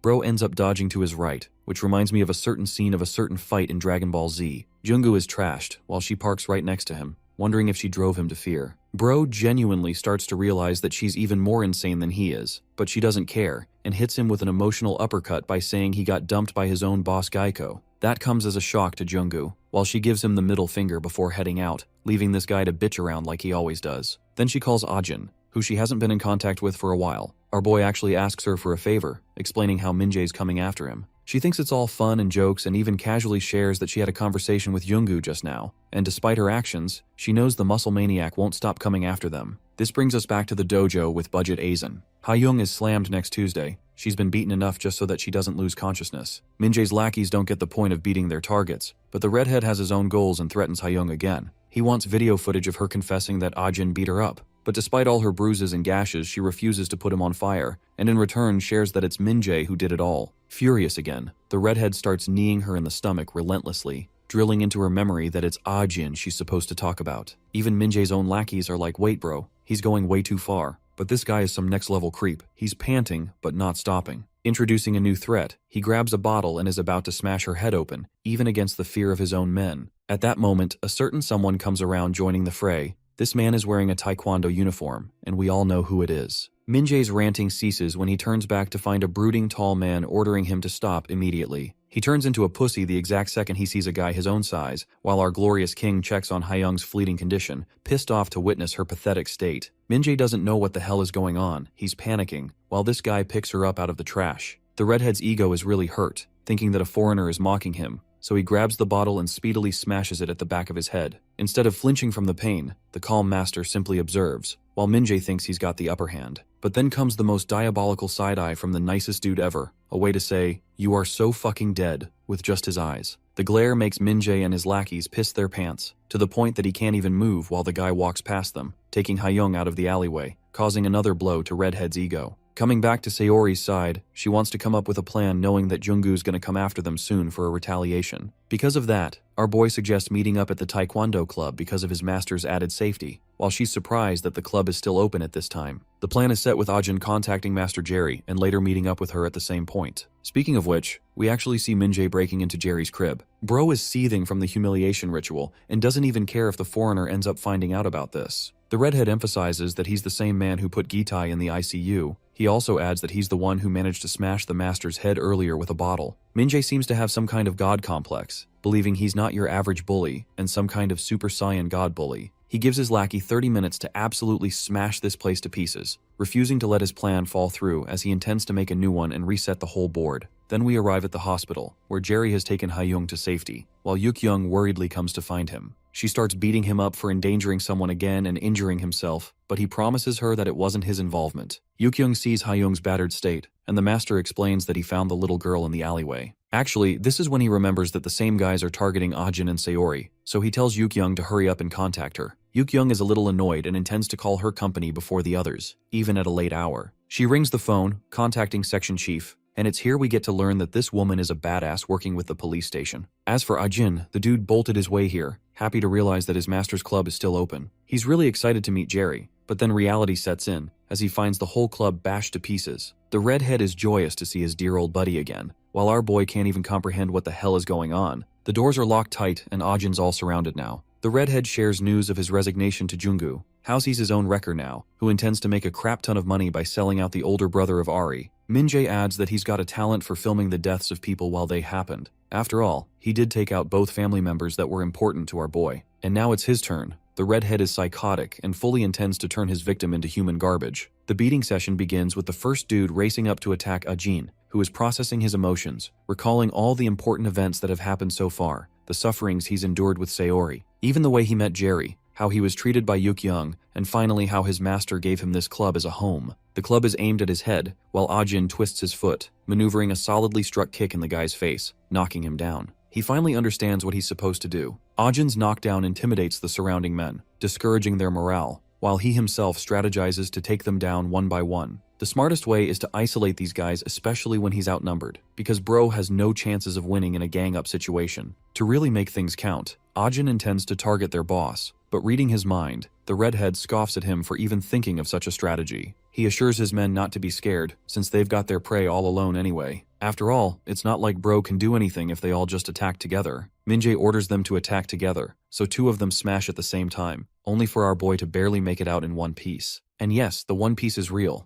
Repositioning himself, Ajin faces further offense from two delinquents, and this time, he blocks the hits head-on, yelping at the pain. Maneuvering his feet, he retaliates with a perfect kick, smashing one dude right into the other one and taking care of two at the same time. The fight's already catching him winded, and before our boy could take a break, one of the guys strikes his leg so hard that it startles him. But even then, this guy doesn't give up and punches him down, taking another one out. So far, the one-man army is actually standing up for himself, earning the surprise of Minjae. This time, he gives his own men a new incentive, assuring them that whoever gets to be the first to break Ajin's skull is going to get a cash bonus on top. Our boy is panting, his leg is stinging, and he can barely put his guard up. One of the dudes from behind shouts like an idiot before attacking, so Ajin manages to evade him before weaving against another guy up front. Ajin prepares for the incoming guy's attack, who swings full in motion and ends up getting blocked. Using that same momentum, our boy swings all the way back, glaring at his enemy as he delivers a powerful kick to his stomach, destroying this dude right next to Minjae. Now at this point, the redhead's pretty impressed. Even though our boy's panting, the fight's been far too one-sided. Minjae doesn't like how things are going so far, as his video is boring for the audience. While this clown cares about his clip, Ajin roars at him before erupting with tremendous speed, questioning why this asshole is willing to go this far. Unfortunately, while he's blindly charging at his enemy, one of the dudes Ajin knocked down ends up flanking him from behind. The scene ambiguously cuts to Sayori, who receives a call from Young, complaining why Jerry is refusing to pick up the phone. The master's wife asks about Sayori's condition, much to her confusion, and then Sayori learns about their incident at the hospital. Sayori panics, realizing that the incident happened near the dojo, while Young questions if she got Ajin in trouble with some dangerous kids. Refusing to scold her further, Young tells her to go and find Ajin, locating him to a safe place first. Sayori agrees to her instructions, and their call concludes there, but Jerry is concerned and wants to know what happened. She refuses to tell him anything, and instead checks on Hyung, who has seemed to regain her consciousness. We return to Sayori stopping by at the dojo, begging that her gut feeling ends up wrong. Climbing the staircase, she finds a blood imprint alongside trails of footsteps. Hasting even more, she dashes her way to find Ajin, slamming the doors open. But when she arrives here, she sees our boy standing in the middle, having thrashed the entire group. He's still up on his feet, having taken care of the idiot he smacked his head. Worried about his condition, Sayori runs full speed to catch him, begging him to stop. But our boy's had enough, and looked at her with a murderous glare, refusing to acknowledge her as a friend, and blindly lashing ahead. Sayori barely avoids him as he collapses on the ground, earning the anger of a mixed-haired girl, who only forgives him because he's in a terrible condition. She checks on his bloodied state, begging him to wake up. Ajin is barely conscious and recognizes her, while she hastens to call emergency service for him. Despite all his injuries, the poor guy is still fixated on his goal of tracking down Minjae, who apparently ended up running away. Speaking of which, Minjae is currently sitting at a desk. His face is all bruised up from the hits he endured just now. Panic is killing him, but all he cares about is uploading this upcoming video, permanently ending Ajin's reputation and career. Before the video is uploaded, a certain someone bangs his chair, earning Minjae's attention. The hand belongs to a familiar person, one who greets the redhead with much delight as Minjae stares in horror. It's the devil himself, Yoongu, who taunts the kid for lacking manners. At the scene of the dojo, police arrived swiftly to recover the injured. Young comes along to greet her senior. She's here for her own purpose, and watches Sayori from the side. Young jokingly tells the senior to use an umbrella and goes up to check on Sayori, who is sulking. She calls out for her attention, smiling at the girl who drifts her gaze away. Calmly sitting down, she talks about the first time they met each other.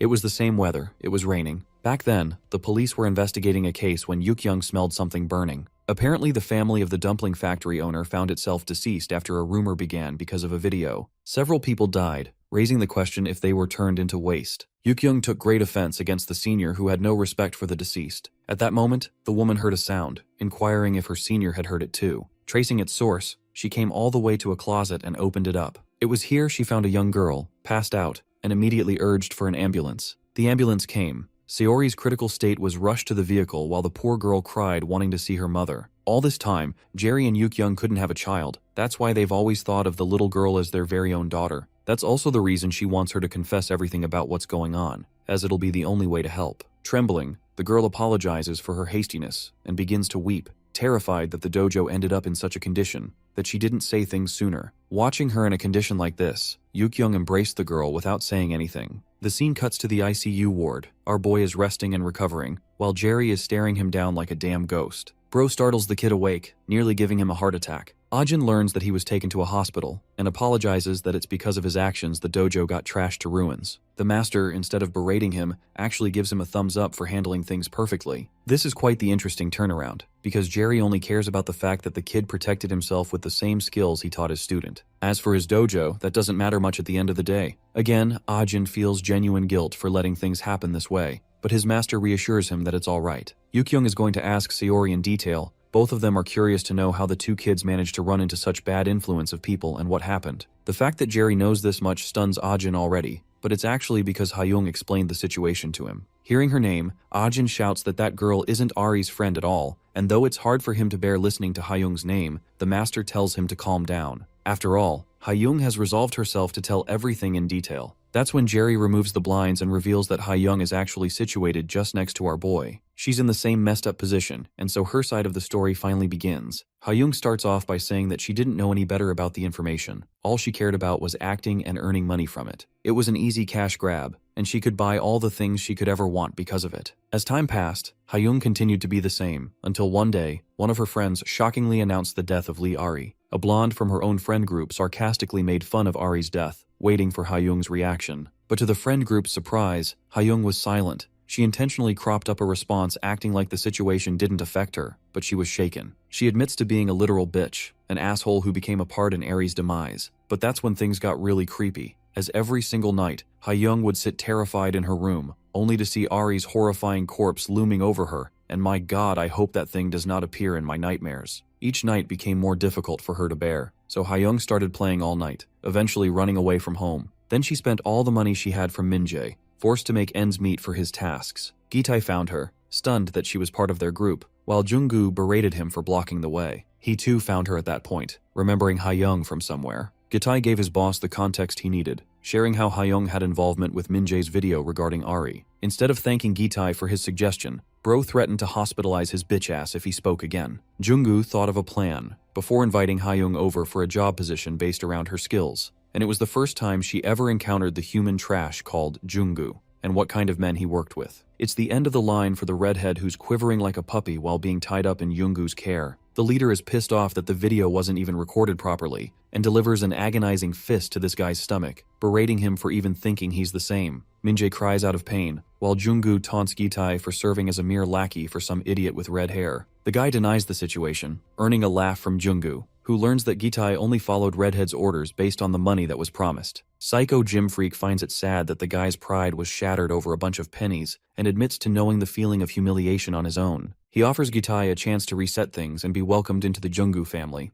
but while he's saying that, Min-jae's eyes are pouring down tears. Gi-tae joins the group, so as his first mission, Jung-gu assigns him a role to punch the shit out of Redhead, and a single glare from him immediately puts Gi-tae under motion. Bro pathetically slaps Min-jae's face. Jung-gu wonders if the guy is enjoying the feeling of finally feeling like a superior, instead of being a weakling. Redhead is pleading and begging with the best pathetic face he can, but even then, Gi-tae continues to smash his face, refusing to comply. Let's go back to Jerry and his gym. Unfortunately, the place has been closed down for a bit. Yukyung emphasizes that it's because of the recklessness of a few that innocent people get affected too. The situation is beyond the scope of the both of them. As for the story regarding Hyung, Jerry's wife thinks that the situation has evolved into a proper attempted murder case. Saori tries to pitch in, while Yukyung suddenly connects the dots and realizes that this girl has been intentionally training him all along. Our boy pitches in stating that he's the one who wanted to get stronger, because shortly after losing his mother and sister, he was completely lost and had nowhere to go. Meeting Saori changed that. She helped grant his request, so he's the most grateful to her. Yukyung continues to interrogate and asks how the two of them came in contact. And while Ajin is about to explain, Saori herself reveals her connection as a driver for the Cyber Wreckers group. Yukyung doesn't get what that means at all, so Saori explains in proper detail. The role of a driver is to dig up social issues and find suspenseful material for content. She handles all of that. Yukyung asks if she was asked by the Cyber Wreckers to come and approach Ajin, and here's where we learn that it's actually half true. She willingly stepped in to protect Ajin from the Wreckers after realizing that the two of them shared the same pain, the pain of being left alone. Everything's put under question now, as Yukyung interrogates the girl about her parents. Before she could say anything, Saori herself shares that the law wasn't formidable enough to protect her family. All because of one stupid video, her family got trashed. The rumor of the food waste being put in dumplings from her family's factory, it was all just a fabrication caused by a wrecker. The people went feral for the content and spread the news like wildfire, ultimately driving them to their deaths. Saori bawls her eyes out, questioning why no one believed a word her parents said, how her family completely felt cornered in the end. The same bullshit situation happened with Ajin. A story that wasn't even true ended up taking innocent lives, while the people who fabricated the situation earned fame and wealth from it. The police don't even arrest such people, and while she's in the middle of crashing out, Ajin calms her down, finally letting Yukyung speak. She understands that a decision was made on Saori's behalf, but involving themselves any deeper into this mess could easily earn them problems of their own. That's why she wants every single one of them to stop here and now.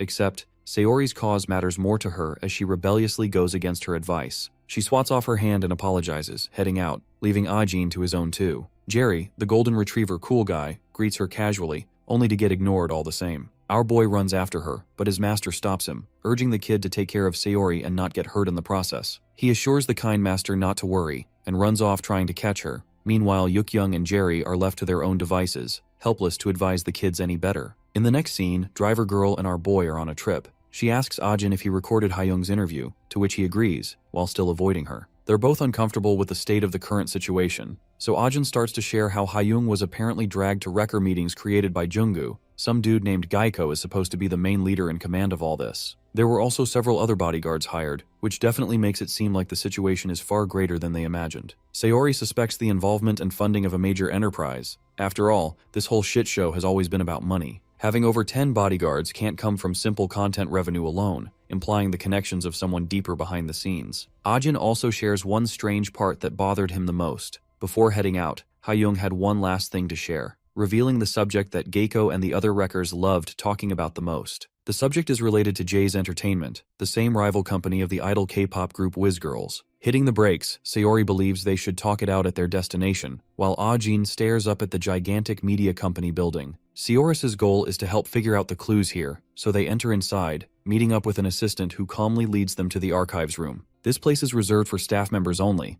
and though Ajin's a little afraid, Sayori assures him that Bro isn't about to get kidnapped. The staff member passes the card for authentication, allowing them access to a whole bunch of files. Here, there's a specific person that Sayori knows about called Mr. Whale, who is sitting at his desk. The main operator of the channel Blue Whale TV, as well as the manager of the company, greets his drivers. He knows about Ajin, having heard plenty from Sayori over here, while our boy is just getting the hang of things, not knowing why this dude is called Whale or whatever. She apologizes on our boy's behalf, assuring the operator that Ajin's still under training. To make things easier, the man decides to show him a video to serve as a proper introduction, and though he doesn't know if it'll be a convenience, it's plenty for their first meeting. The video starts with Blue Whale introducing himself, sharing reports of the world's worst disaster, 9/11, and even the launch of rockets from a certain company owned by Elon Musk. Good and bad news in the world keeps on going, whether it is war or technological advancement. But the operator poses a big question. Why do people believe in things that haven't happened before their eyes? This happens through sensationalism in the media, clickbait among other misinformation. This same need for drama and clickbait could lead to someone's very life being ruined.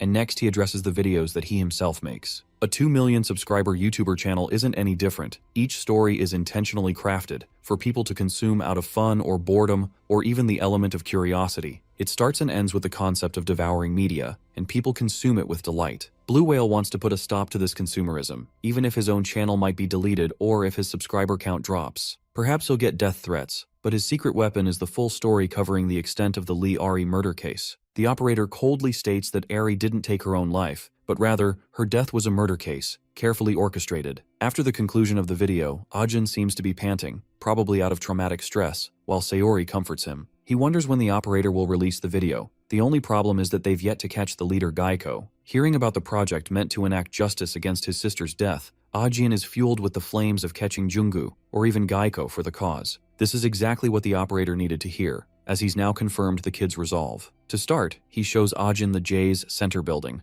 the rival agency of the Wiz Girls. It's considered a sketchy location, but no such evidence has been connected to Gaiko's involvement so far. Entertainment companies themselves are sharp and cautious, just as much as the media outlets. By the way, this man has even made a proper flowchart to connect all the dots, associating Jay's Entertainment's connection with Gaiko, which further extends down to Junggu and the others. The whole system thrives on greed for money, but the interesting detail Ajin notices is the governing body even above Jay's Entertainment. This is something not even the operator knows about, but he suspects that even greater organization is at play here. In the end, they're all they've got to find clues for this case, but the operator reminds Sayori that it's only going to get tougher from here on out. Ajin is hell-bent on his mission to catch them, but the Blue Whale doesn't want him to leave without a certain gift. He hands the kid a phone, immediately making Sayori jealous because not even she could get a special phone from him. It's actually a device they're going to use to catch evidence. The moment he clicks capture, the whole thing will be streamed on the channel directly, and his influence with 2 million subs will help. Sayori complains about not getting a special toy like that, but the operator trusts Ajin way more in this case. Interestingly, it's here that we're told that the channel isn't run by a single person, but multiple. Even Sayori is flabbergasted because she thought he's the only dude moving the pieces, and though it's true that he runs the organization, there are other members like Shark and Octopus. It's basically a network of several technicians working in the shadows to reveal the truth. Long story short, it's not a personal channel but a small company of its own, and just owning a device like this phone scares Ajin because it feels like a weapon. With this, Sayori officially congratulates him for becoming a true driver, and while they're bantering about, the operator reflects that the phone is indeed a weapon in the boy's hands. He's really curious to see the kind of person the kid will end up becoming, and how he'll manage to use such a weapon. By night, Ajin and Sayori are headed to their next destination, discussing Minjae's cause to attack the dojo. Our boy wants to find direct evidence that Junggu and Gaiko are having a conflict, and in order to do that, Minjae's involvement is necessary. The big problem is, they don't have any clue where that idiot redhead ran off to, or if Junggu is purposefully protecting him. Sayori suggests that they actually track down Gitai instead, even though Ajin fears that Junggu could end up destroying Minjae's evidence and they'll be left with nothing. The cunning Sayori shares that they'll be setting a little trap, and it starts with Gitai, who was brutally beaten up by Junggu at the hospital, and then eventually became the guy's servant. This means that Gitai probably also secretly resents his boss. Based on that information as well as the address they got from Hayoung, they decide to head over to the location where Gitai gathered the kids. That's the place where they're likely to find him after all. Sayori is excited and races off to get there, and in the next scene, we find our duo searching around a dark alleyway to find the correct hideout. They walk and walk until they stumble across the basement floor. Sayori immediately brings out her trusty baton to catch any smoke and ushers Ajin to keep his guard up too. Both of them are in total defense mode, with our boy gently grabbing the door, reassuring Sayori with a nod before barging it open. They find nothing inside except heaps of trash laying around. The mere smell is disgusting, and from the piles of food waste, Sayori suspects that they haven't come here in a while. Ajin wonders if they all just left, and heads on to check the other rooms, not knowing that secretly, someone is spying on them with great delight. Our boy looks for a clue when suddenly a blue figure runs in, catching his attention. He shouts at the person to stop, but this one slams the door on them, locking our boy in. Ajin realizes that they're completely stuck here, while Sayori comes to check on his condition, only to realize that they're the ones who are caught in a trap. Sayori wants to know what the hell is going on, urging him to stop spacing the hell out. Ajin has absolutely no idea what she's talking about, but this girl's not about to stay down. She dashes up full speed and slams the door with a freaking tackle, shaking the lock outside. With enough slams, Sayori literally breaks free, slamming the door down with her. Ajin checks on her condition, but she's pissed that he's still talking and not chasing after that idiot. Both of them run off to catch Blue Hood over here, with Ajin refusing to let this guy run away. The hot pursuit is in motion, with a blue hoodie panting from exhaustion, our boy dashing after him and Sayori in last place. Suddenly, she notices something to her side and stops. It's an alleyway, so she tells Ajin to cut into the shortcut to the right, which gives this guy the opposite suggestion as he ends up cutting a corner to the left. Ajin catches up shortly and closes the distance again. He demands this guy to just stop, while the other dude is too far busy looking back to focus on the girl standing in front. Sayori's been here all along. She tricked his ass by messing with the directions. The guy is startled and has nowhere to run, as Batten Mommy tells him to breathe while it goes in. Unfortunately, the guy gives up before she could even hit him, because even to Sayori's surprise, he just wants to be saved. Ajin doesn't know what the hell's going on either, and after removing this clown's cap, they discover that he's actually one of Minjae's lackeys. The guy shares that he came here looking for his boss as well, surprising the both of them, while Ajin inquires why he's looking at all. The lackey explains that he wants his money, as he did all the work he was assigned, only for Minjae to disappear on him when it came to pay him. There's a rumor circulating around that someone actually saw Minjae concealed at the hideout, and that's why he was looking for his boss in the same location as our duo. Sayori connects the dots while Ajin realizes that Minjae and Gitai are actually working together. The lackey doesn't understand why Gitai's name is being linked at all, though he does recall a similar rumor about the guy, that the man who is supposedly hospitalized is out walking late at night. Sayori taunts him for having the nerve to barge into Gitai's place all by himself, and it only just comes as a shock to this idiot that he was investigating the guy's hideout. Sayori calls him an idiot for not knowing any better, while he begs them to simply spare his life. Ajin tries to reason while the blue-haired girl is annoyed at this dude's constant whining. Even our boy threatens to do worse things to him if he ever dares to show his face in front of them again. From this information, Sayori improvises. Believing they should focus on targeting Minjae and Gitai, Ajin agrees and suggests that they head to the school. In the next scene, your average bullies are making a scene and berating Fat French Fry again. Bagan doesn't even have any fight in him or the money to give them, while these punks threaten to steal his bank account. That's when his saviors arrive. It's our favorite baddie Sayori, who taunts these clowns for trying to play cool and edgy. The two guys are startled straight up, while Ajin asks their leader about his connectino with Gitai. The leader doesn't know shit about them, but from the reaction of his own lackeys alone, he can figure out that the man standing before him is Lee Ajin himself. He already knows that our boy has some real experience in fighting, but at the same time he taunts Ajin for acting mighty for beating up losers. To shut this dude up, our boy grabs his hand before twisting it in a position that shatters this dude's confidence to pieces. Playing no games, Ajin demands to know where Gitai is, and when one of the guys tries to be snappy about it, Sayori kicks the shithead's face in. She's annoyed that these muscle-headed idiots never listen to a simple request. The other guy rats out explaining that Gitai went to the runaway fam area for karaoke and gaming. Apparently, Gitai himself has been spotted around the location. The delivery guy testified that he usually goes there with 3 other kids. Sayori finally likes someone for talking nicely, but Ajin still isn't convinced and wonders if it's all just a bunch of crap. He tortures the leader even more, getting a proper confirmation regarding the validity of the information. With everything wrapped up here, it's time for them to head off again. Bagan thanks these guys for saving his skin, while the baddie winks nicely, causing him to blush. A few days cut past, and we find Fat French Fry exiting the gaming cafe. Here, he runs into a bunch of dudes name-dropping Gitai for something. Curious, he decides to tail them, and ends up discovering the boss monster Junggu himself, who has gone even crazier and wants to beat up teenage thugs for fun. Bagan watches the scene in horror, while Junggu preys on the demise of the kids, as he live streams them for trying to smoke in public. The commenters make fun of one of the kids and even call him One Punch Man, which is honestly funny. Junggu laughs, while one of his audience members decided to donate 1,000 won, desiring more entertainment.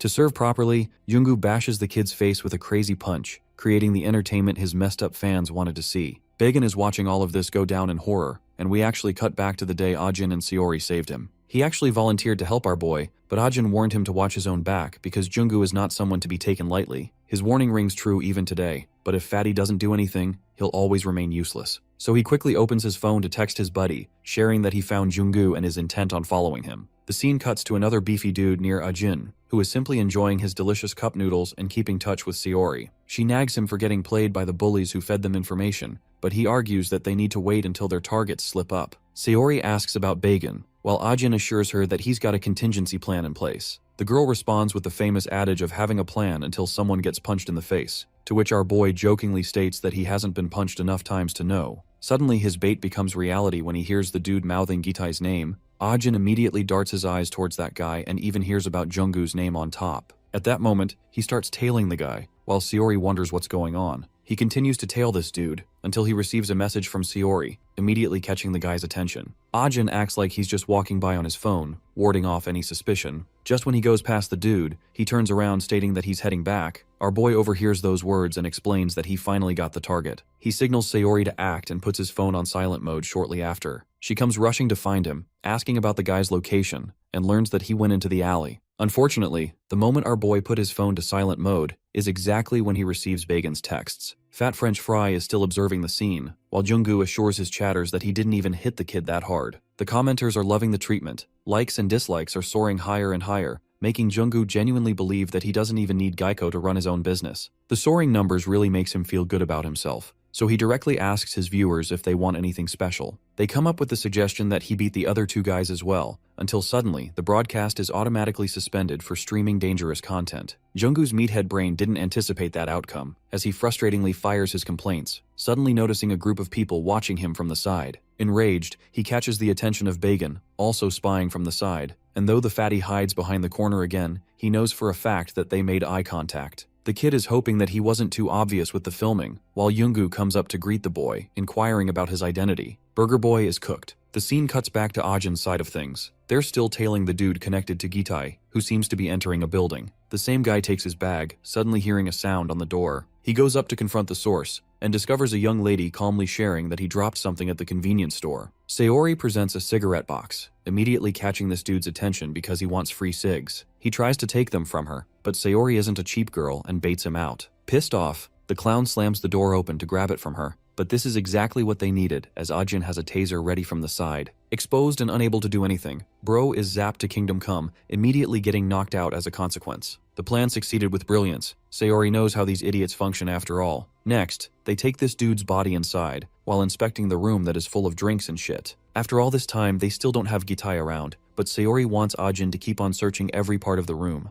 Our boy then comes around an interesting room with a lock on it. It's a twist lock, so he ends up opening it, only to be horrified by what he sees. His reaction reduces him to being speechless, making her wonder what's up. Sayori personally steps up to check, only to become horrified all the same. There are several people kidnapped here, all beaten up and starved. These are the runaway kids. Sayori assures them that they're not terrible people, and asks if they're the only ones here. Concerned, she tasks Ajin to properly check the other rooms as well, so the search begins with the first room being empty. One of the victims can barely talk, but Sayori quickly connects his words and urges Ajin to check the bathrooms next. He goes up and pulls the knob, horrifically discovering Minjae's mangled body. The redhead is completely dazed unconscious while our boy tries his best to snap him back to reality. The same clown who tries to act so tough becomes a puppy and begs to be spared the moment he wakes up, only making you wonder what kind of things Yoongu did to him. Not even Ajin can understand what the hell happened to him. The continuous sound of a door jam invites all of their attention. The tense scene leads us all the way back to the entrance where they tased the guy. Someone is trying to break his way in, and it's none other than the man himself, Gitai.